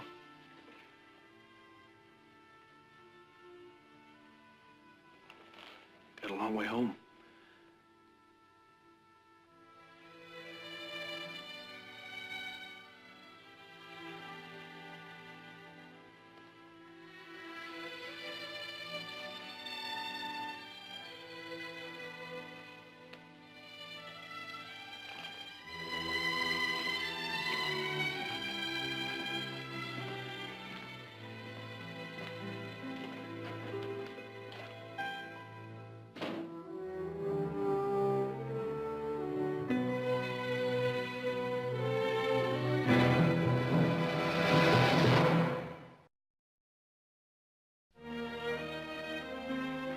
You see, if you change the line a little and put the railroad spur through here, yeah, it'll be better for both of us. That's pretty fine orchard land. Put in a crop of peaches, apricots, plums, and that'll cut the loading costs down, way down. That's a good idea you've got. He got it. I learned him pretty fair, huh? Pretty fair. Mother's setting the table for lunch. We were hoping you'd stay. Well, yes or no? It'll be a pleasure, Audra. I'll join you in a minute.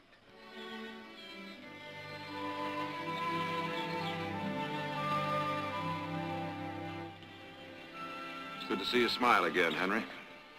Well, I'll tell you, Jared. Deep down, I guess, I always knew about Therese. But I put blinders on. Made a deal with myself.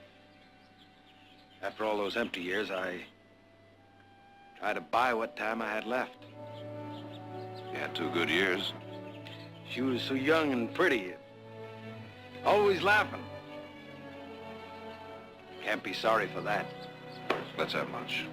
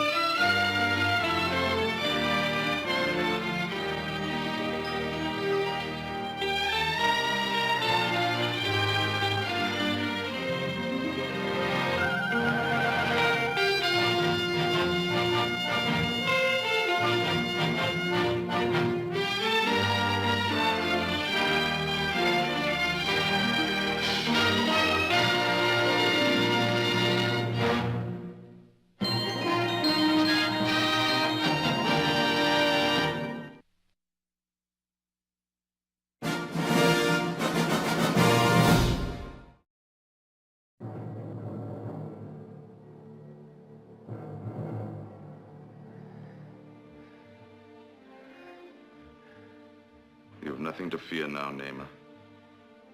The red spots and the fire in your head will pass. My medicine will make them go away. White man has medicine to drive off evil spirits. They're not evil spirits. It's a sickness. Medicine man says only spirits can fill a man with fire. The medicine man is wrong. He has seen spots before. They are chindi, the mark of death. When they come, all die. Not all. Not with proper medicine. Only medicine man has medicine to drive off evil spirits. Only medicine man. Namer! Namer, you must stay here until you are well. If you go back now, the whole tribe will get sick. Go to see medicine man. No! Namer, stay. Namer, die. Namer, wait. Namer! Namer, listen. Try to understand. Listen. Listen, if you go back now, the sickness will spread. Namer, stay. Namer, die. Namer!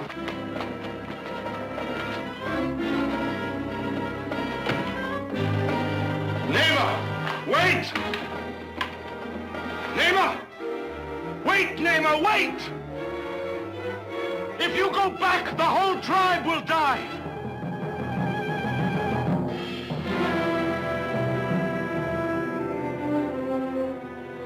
The whole tribe.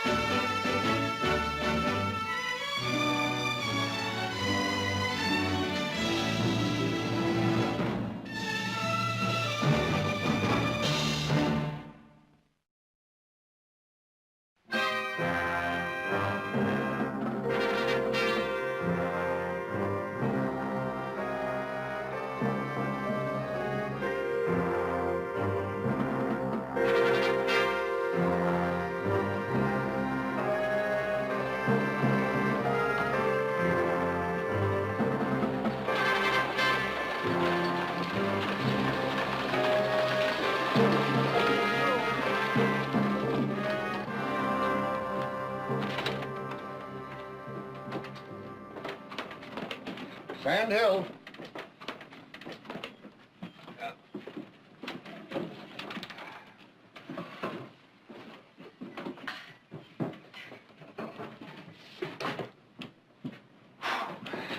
Seems to me this desert gets hotter every year.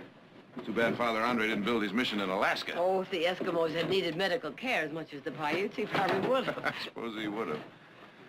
Well, where's this fellow who's supposed to meet you? I don't know. I was wondering the same thing. Father Andre say what he looks like? No, just that his name is Simon Carter, and he's a professional hunter. Well, guess I better make a few inquiries. We're pulling out, Mr. Barkley. Better get aboard. Jared, you're going to miss the coach, and you will miss that trial in Carson City. Now, if you think I'm going to leave you frying out here in this I hot won't sun... fry long. If he doesn't show up, I'll hire a buggy and drive out there myself. Come on, sir. We're behind schedule. Oh, Jared, I have been coming out here for years. I could get to the mission blindfolded. Well, all right. Now, I'll meet you at the mission day after tomorrow. Bye-bye. Bye.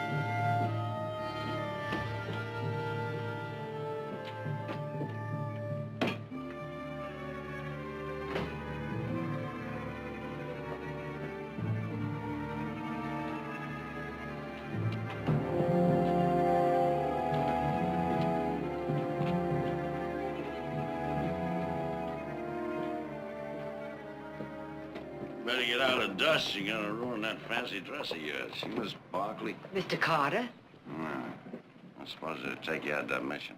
I'd almost given you up. You saw my wagon standing right over there. Well, I expected you to be waiting here when the stage arrived. There's no point in boiling in the hot sun if you don't have to. Yes, well, I had the same idea. All this stuff yours? They're just only staying a couple of days. I am. Careful, they're heavy. Well, if they're too heavy, it's gonna cost you extra, because I'm gonna need some help, and there ain't no volunteers in this heat. Very well.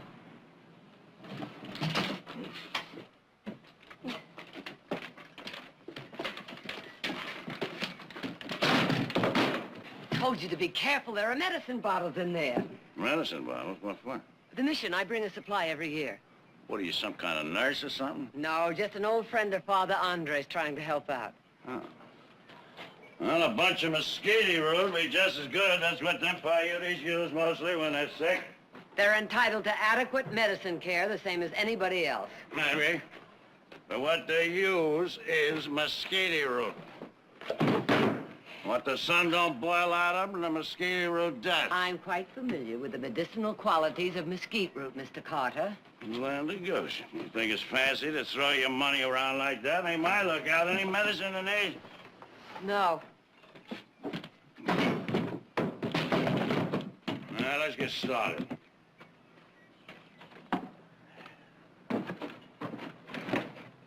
I'll drive.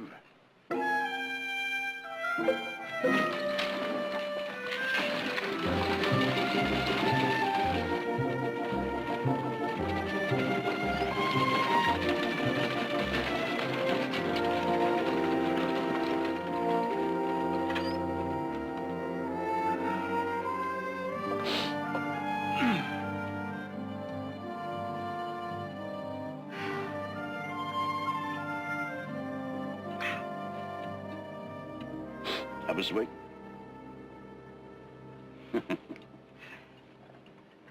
That silly little hat of yours ain't much use in this sun, is it? Most desert wagons have a sunshade over the seats. Well, la-di-da. Mine's broke. I just ain't had a chance to fix it.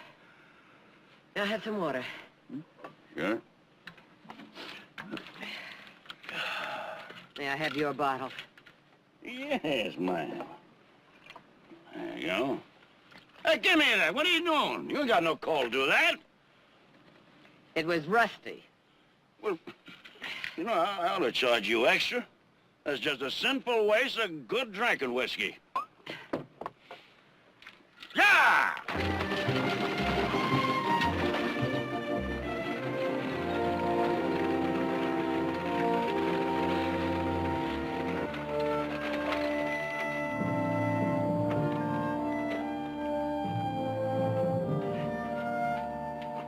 Well, nobody seems to be here. You get the medicines out of the sun. I'll look for Father Andre. Me? I thought a couple of them coyotes could do that. Well, there doesn't seem to be any around.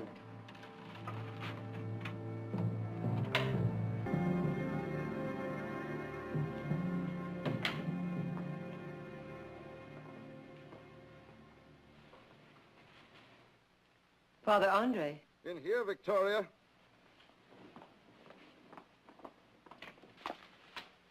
Father Andre. I've been waiting for you. Thank heavens you've come. What is it? What happened? Oh, my goodness, you're burning up. Don't be alarmed, Victoria. It's nothing serious, only measles. Measles? Several weeks ago, I treated a child who had them. How long have you been lying here? Well, the symptoms just started to get bad a little while ago. Is there any quinine? Yes, but there isn't time. You must get Simon and tell him. Wagon's unloaded, Padre. It's $2 you owe me. Simon, you must go after Namer. Namer? A Chief Bocana's son? What for? He has measles, too. He thinks only the medicine man can save him. Measles? He left several hours ago. You must stop him before he reaches the tribe. Measles are contagious, ain't they, Padre? Of course. That's why you must leave at once. Yeah. Yeah, I'm leaving, Padre. I'm leaving right now. I'm going right back to town. Well, Simon, you're the best tracker in the area. Now, you're the only one capable of overtaking him in time. Yeah, I know. I'm going to stay the best tracker, too. I got business in town, Padre. I got very important business. Simon, wait. Simon. Victoria, tell him. Yes, I will. Now, you rest. You rest. Mr. Carter.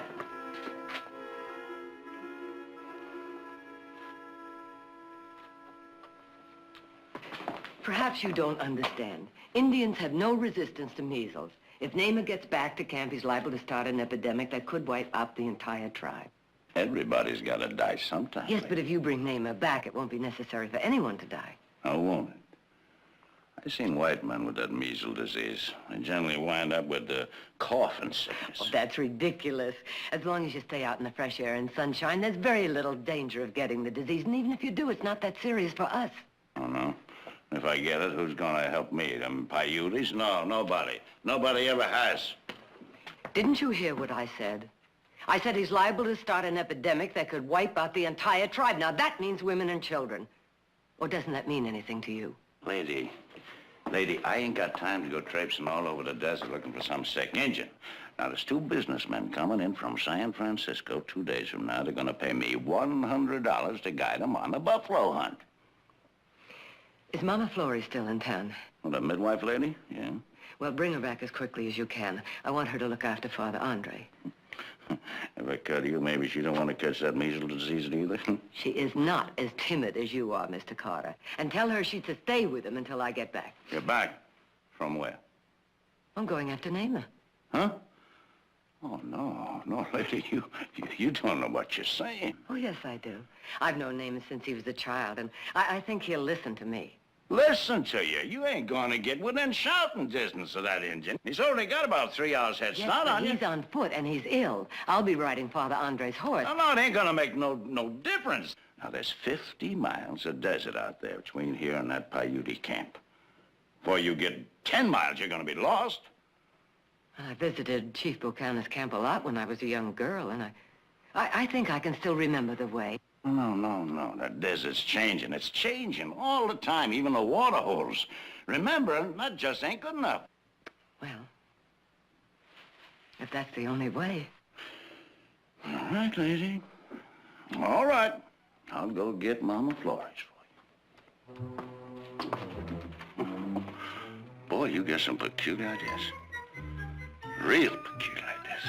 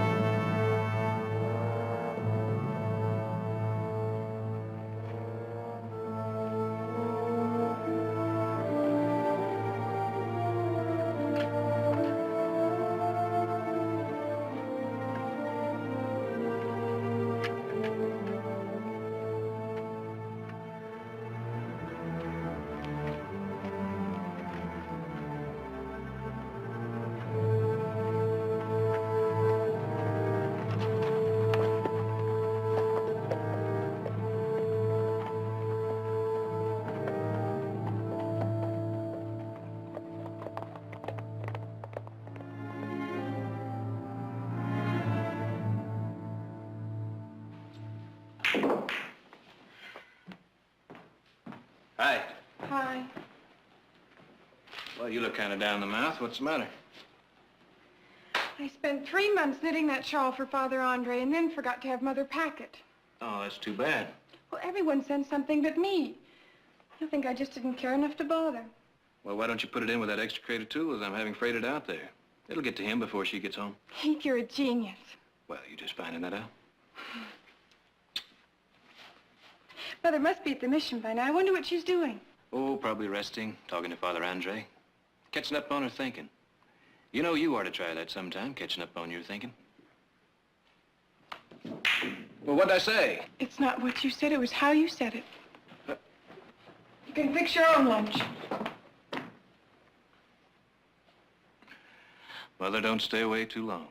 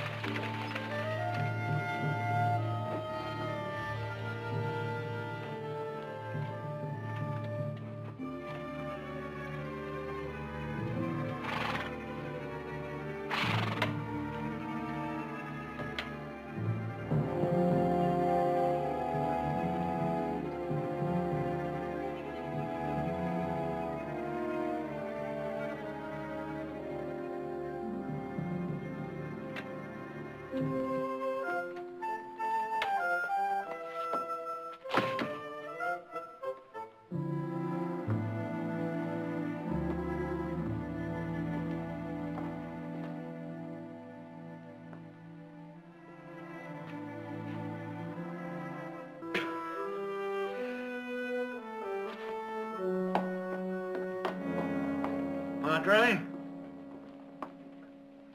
What happened to the Barkley woman? She went out after Nema. She did, huh?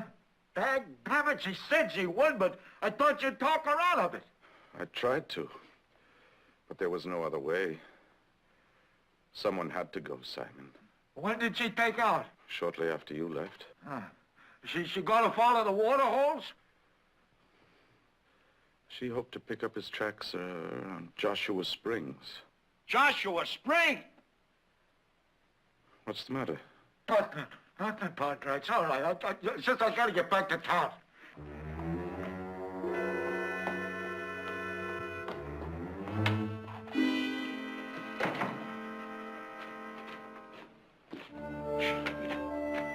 Joshua Springs. That fool woman.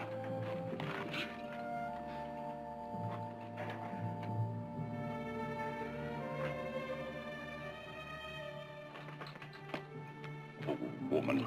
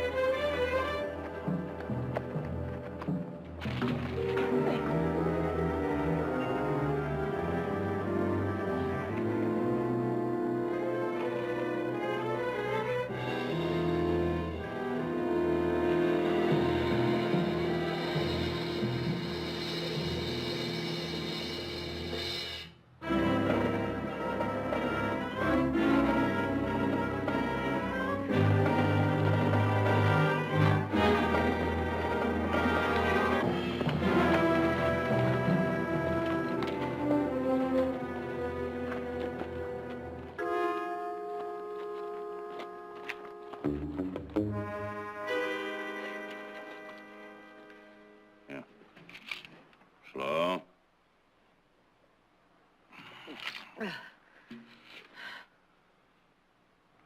Stop it, woman.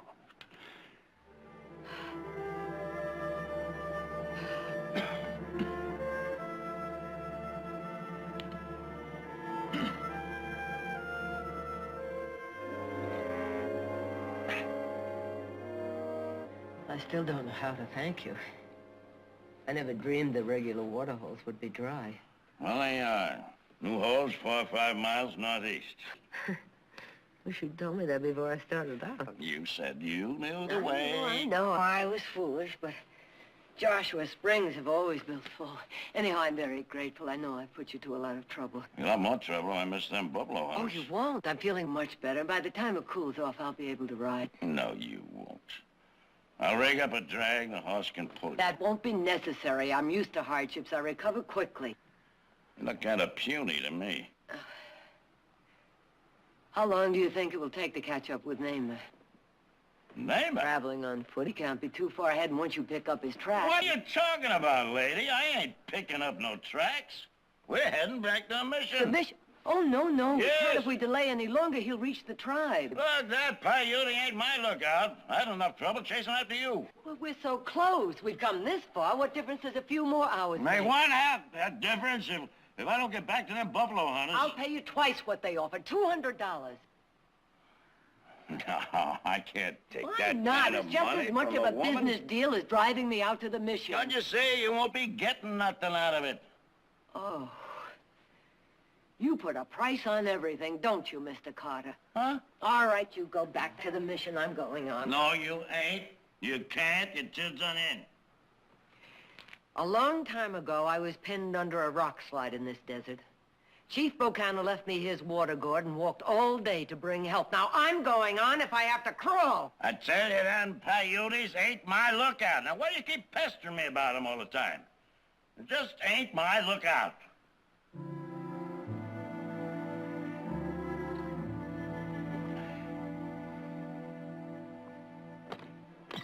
All right.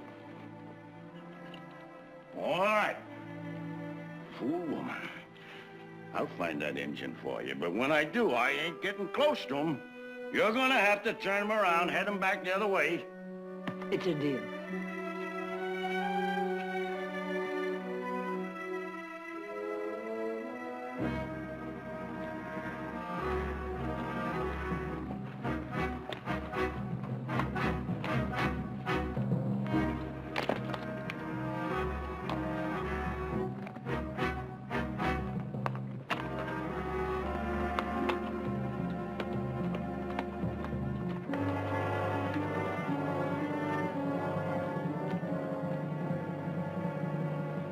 Looks like he's getting a little wobbly on his feet. He's probably laying over that next water hole. Get his strength back.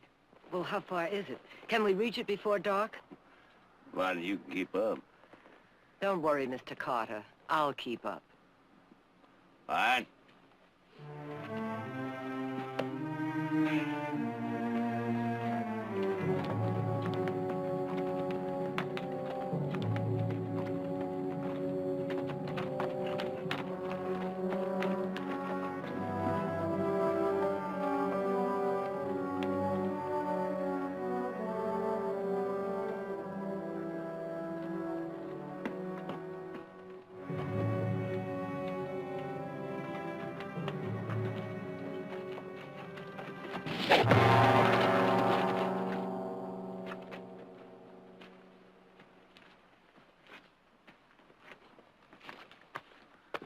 Your friend Namer's warning us to quit following them. He must be somewhere up there in the rocks. We have to let him know we're trying to help him. Oh, he don't want our help. He just wants to get back that medicine. Then we've man. got to make him understand.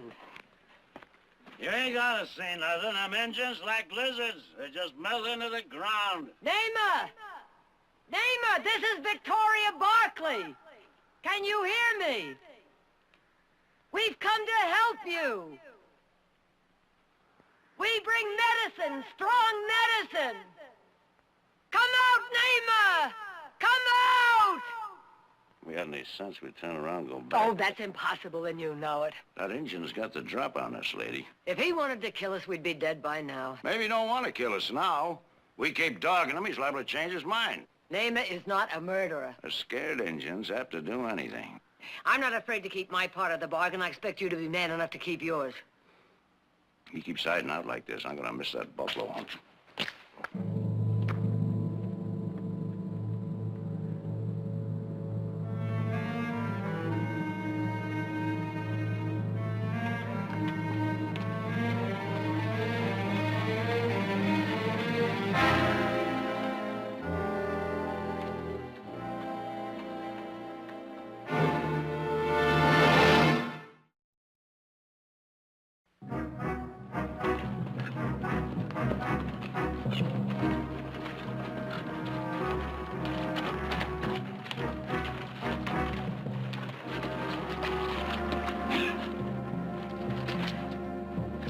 It doesn't look as though anybody's been here for weeks. Are you sure he came this way? Yeah, if he wanted any water, he did. This is the only hole for miles. Don't bother filling your canteen. The water's foul, that poison yucca. An Indian friend of yours is pretty foxy, anyhow. Figured our canteens would be just about empty by now. That's so unlike a Paiute. Water's so scarce, they almost worship it. You just don't know Paiutes like you think you do. You don't know nothing like you think you do. That's what got us into this mess. I never should have come out after you in the first place. Should have stayed in town, mind my own business, waiting for them buffalo hunters. Blaming each other won't get our canteens filled. Now let's get started for the next water hole. I ain't getting started for nowhere. I'm just gonna drink me a little whiskey. Well, that will only make you thirstier. Suppose you just let me worry about that? All right, I suppose you could use some rest.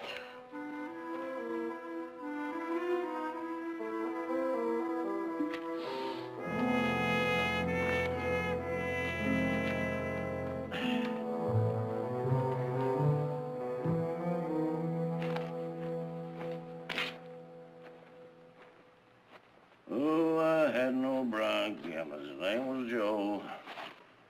Old bronc named Joe. He fell down, broke his toe. Old Joe was a so-and-so.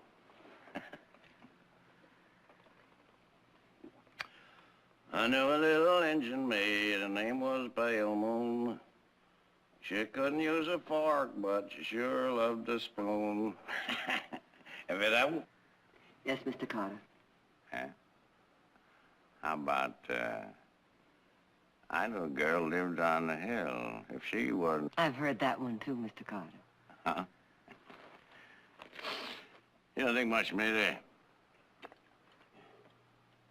How can I when you don't think much of yourself? I'm as good as anybody. And why don't you act it? Oh, come on now, don't go get me all muddled up with them fancy notions of yours, because I just ain't gonna listen to them. I'm gonna get me a little drunk, and then I'm gonna get me a little sleep, and then I'm gonna get back to town, going out buffalo hunt. Well, I thought that's what you had in mind. Why shouldn't I have in mind? Why should I go out there and get myself killed off with a bunch of no-good mangy engines?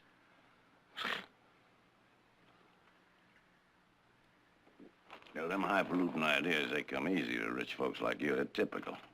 They come easy on a full belly. I had the same ideas when I was poor. Poor? What do you know about poor? You think going into town without new dress on's being poor?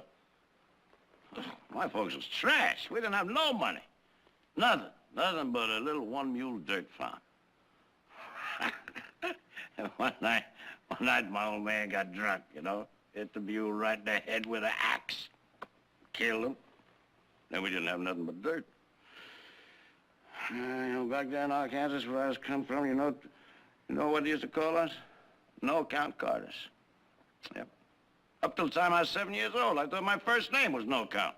Did you ever do anything to disprove it? Why should I? And don't tell me that stuff about for my self-respect, because I don't believe in any of that applesauce. I don't believe in none of that. Isn't that rifle in your saddle an Army carbine? Mm-hmm. Yeah. Going home present for all the released prisoners of war. Mm-hmm. Well, if you don't believe in anything, why did you fight in the war? Because I believed in an empty belly. That's what. Me and my brother joined up because we was hungry. We fought for the Confederacy till their rations started running out, then we got ourselves captured and let the Union Army feed us. Where's your brother now? No, I don't know. I lost track of him after the war. I lost track of everybody. Oh. I'm sorry, Mr. Carter. Ah. Where you going? I'm releasing you from your part of the bargain. Just tell me where the next water hole is. What's the matter? You mean you're going out after that engine alone? That's right. Well, you're a fool, woman. Don't you know he's just waiting out there someplace to kill you? I don't think he'll kill me. But it's a chance I'll have to take. Which way, Mr. Carter? Hold on just a minute. Hey, you're just trying to get me all muddled up again. I know. You're trying to make me feel guilty, ain't you? No, not at all. I prevailed on you enough already. Prevailed? Ha! You think a lot of yourself, don't you, woman, huh? Well, let me tell you something. If I come out here, it's because I want to. If I keep going on, it's because I want to. Nobody prevails on Simon Paul Carter. Now, spring up there, them rocks someplace. We'll go get the canteens from the horses, fill them up. Now, stay close to me, because I don't want to go chasing all over the desert looking for you again. Now, come on.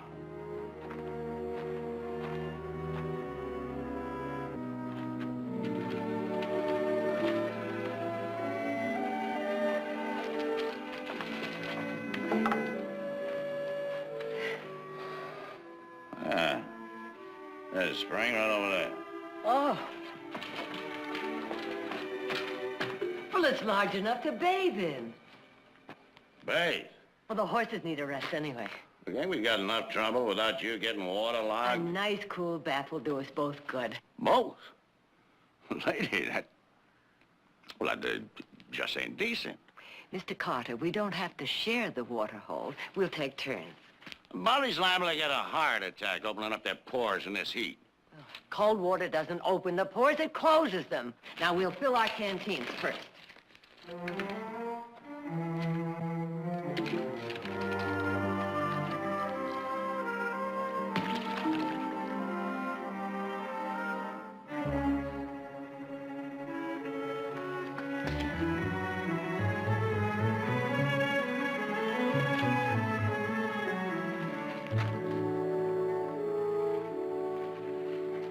Your turn, Mr. Carter. Well, no, I just don't hold too much with, a lot of that bathing. It ain't natural.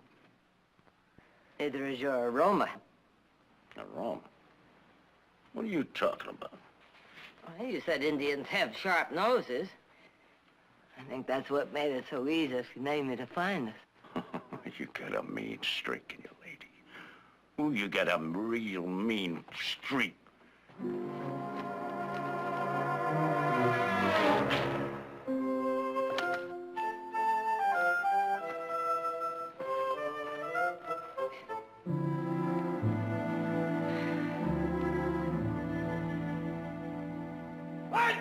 What did the... Mr. Carter? Who leave a rocket? Mr. Carter? Are you all right?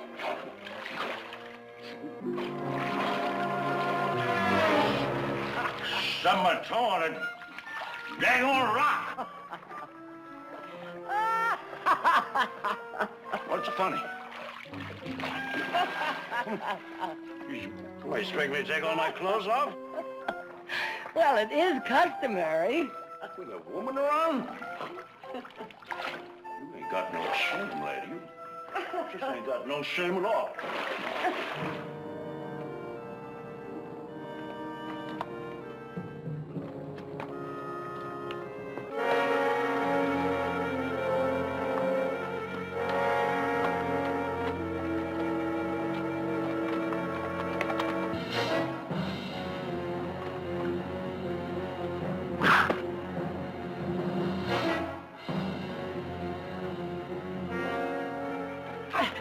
Get out of here. No! Get out of here. Get out, get some... No!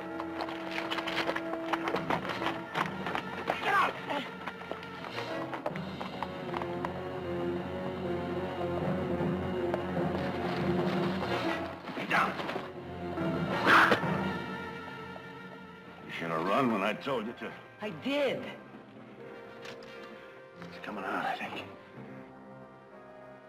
Yeah. He's after that rifle of mine. No, you might kill him. It's him or us, lady? He didn't come out here to kill. Oh, give me that.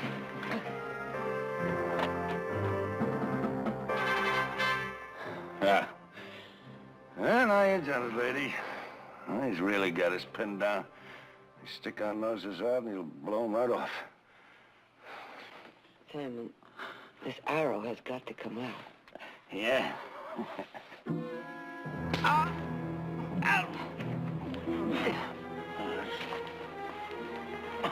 I'm sorry. Days of September. June. Hang on, Simon.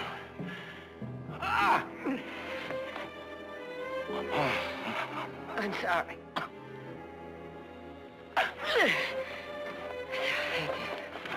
Here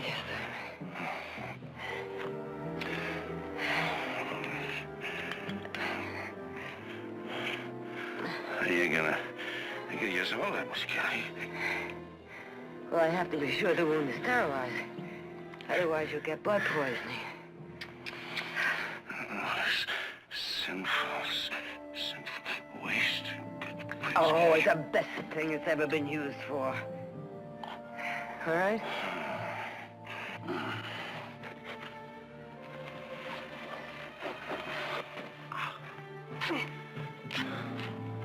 What are you doing that for? Stop that. The sun will burn you onto a crisp. It can't be helped. One has to be bandaged to keep the dirt out of it. You know, lady, you're acting like I'm something like I'm somebody important. Oh, Simon. I think you're the bravest, most important man I have ever known.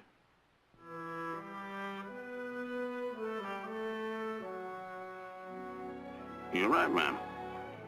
I am.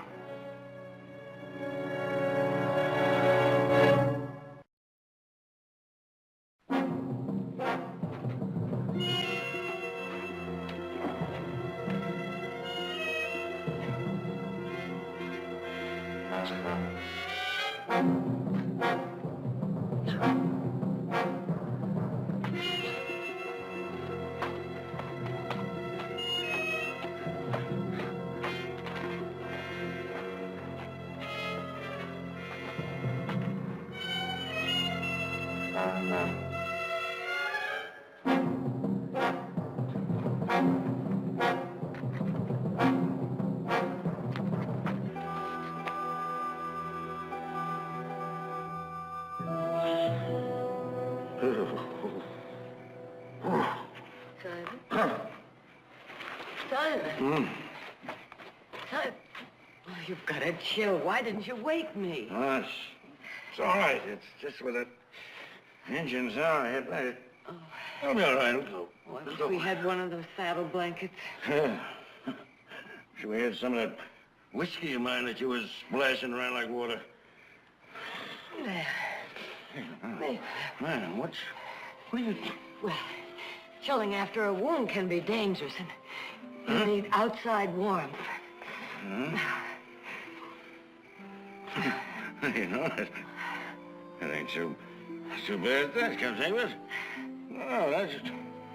Well, it's because nothing like the whiskey which will help me, but...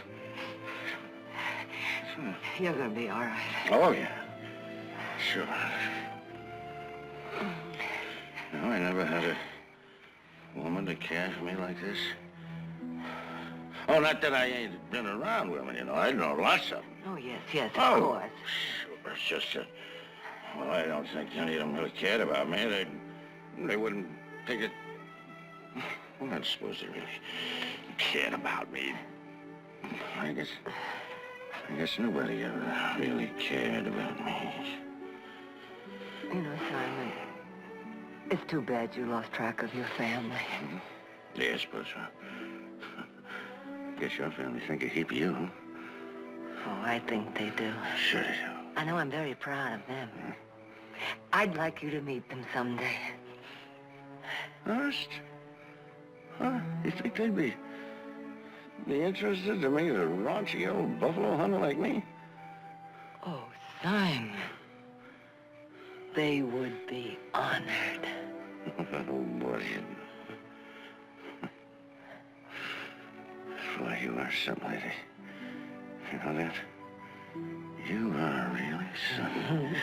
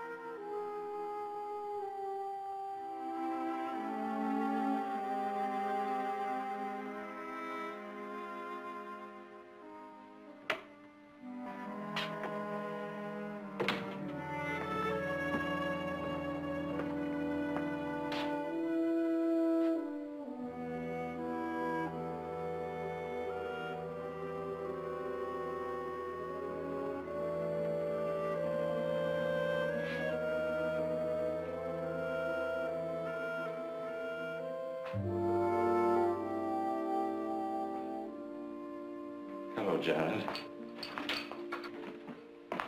What's wrong, Father? I know it's a little late in life to be getting measles, but there's no question that's just what I've got. Well, you should be in bed, shouldn't you? It was time for prayers. I couldn't put them off any longer, not with your mother and Mr. Carter out there in the desert. Out on the desert? What are you talking about? Nima, Chief Bokana's son. They've gone after him. They're trying to stop him before he gets back to the tribe. The poor boy has measles, too. Come on, Father, let's get you back to bed. Is there anyone here to take care of you? Yes, Mama Flores is in the kitchen preparing something.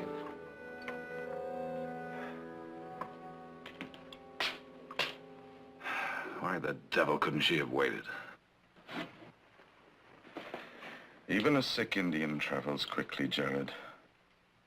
She couldn't wait. How long ago did she leave? Yesterday afternoon. Simon Carter knows the desert as well as these Indians. He'll find her.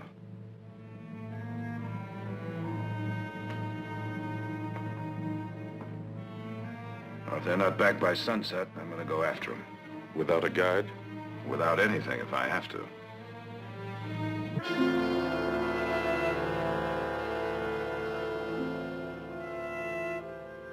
Time?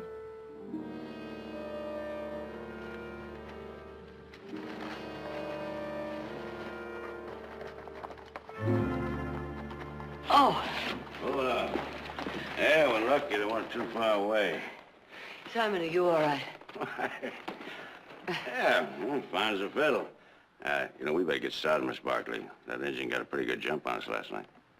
Simon, I'm sorry I got you into this. Very sorry. I was so sure Naaman would listen to me, but... you were right. I've been a fool. Oh, everybody's been a fool one time or another, I suppose. And don't you worry. I'll get that engine back for you. No, Simon, you are in no condition... You saved my life last night, Miss Barkley.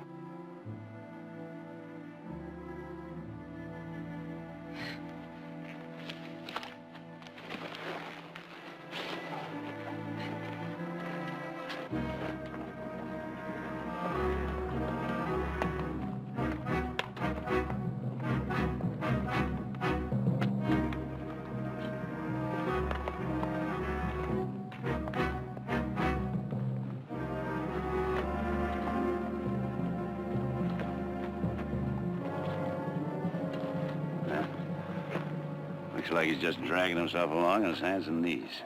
Oh, poor Naaman. He's still alive. He can't be very far from here. He's probably turtled in someplace over there. Turtled in? Yeah, an engine will do that. Dig himself into the ground, cover himself up. It's a lot cooler about a foot down. Well, if he is doing that, that means he can't see us. No, I didn't say for sure that he's turtled in. He could be playing possum. Just waiting for us to show. Give him a target. Look, you stay here.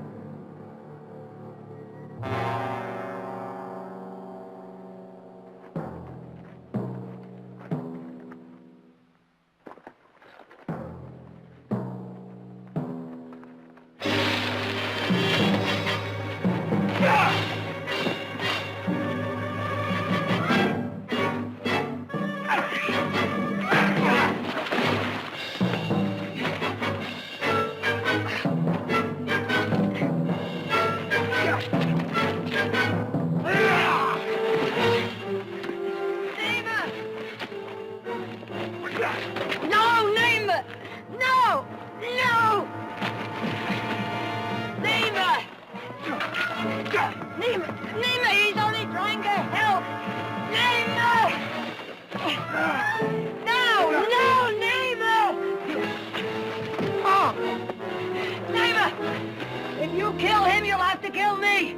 I mean it! You'll have to kill me, too!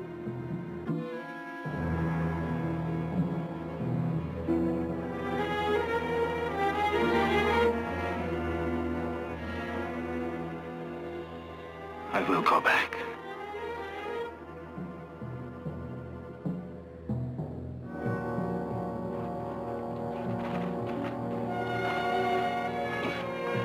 Simon, are you all right? Yeah? But if I get the measles, you promise to nurse me? Oh, it's a deal, Simon. It's a deal.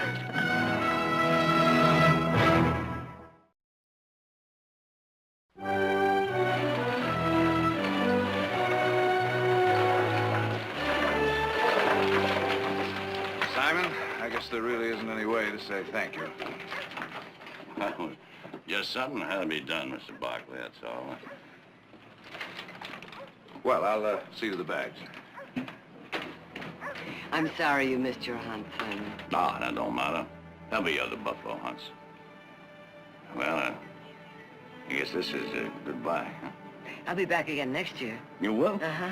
I'll have the shade on the wagon fixed by then. Good.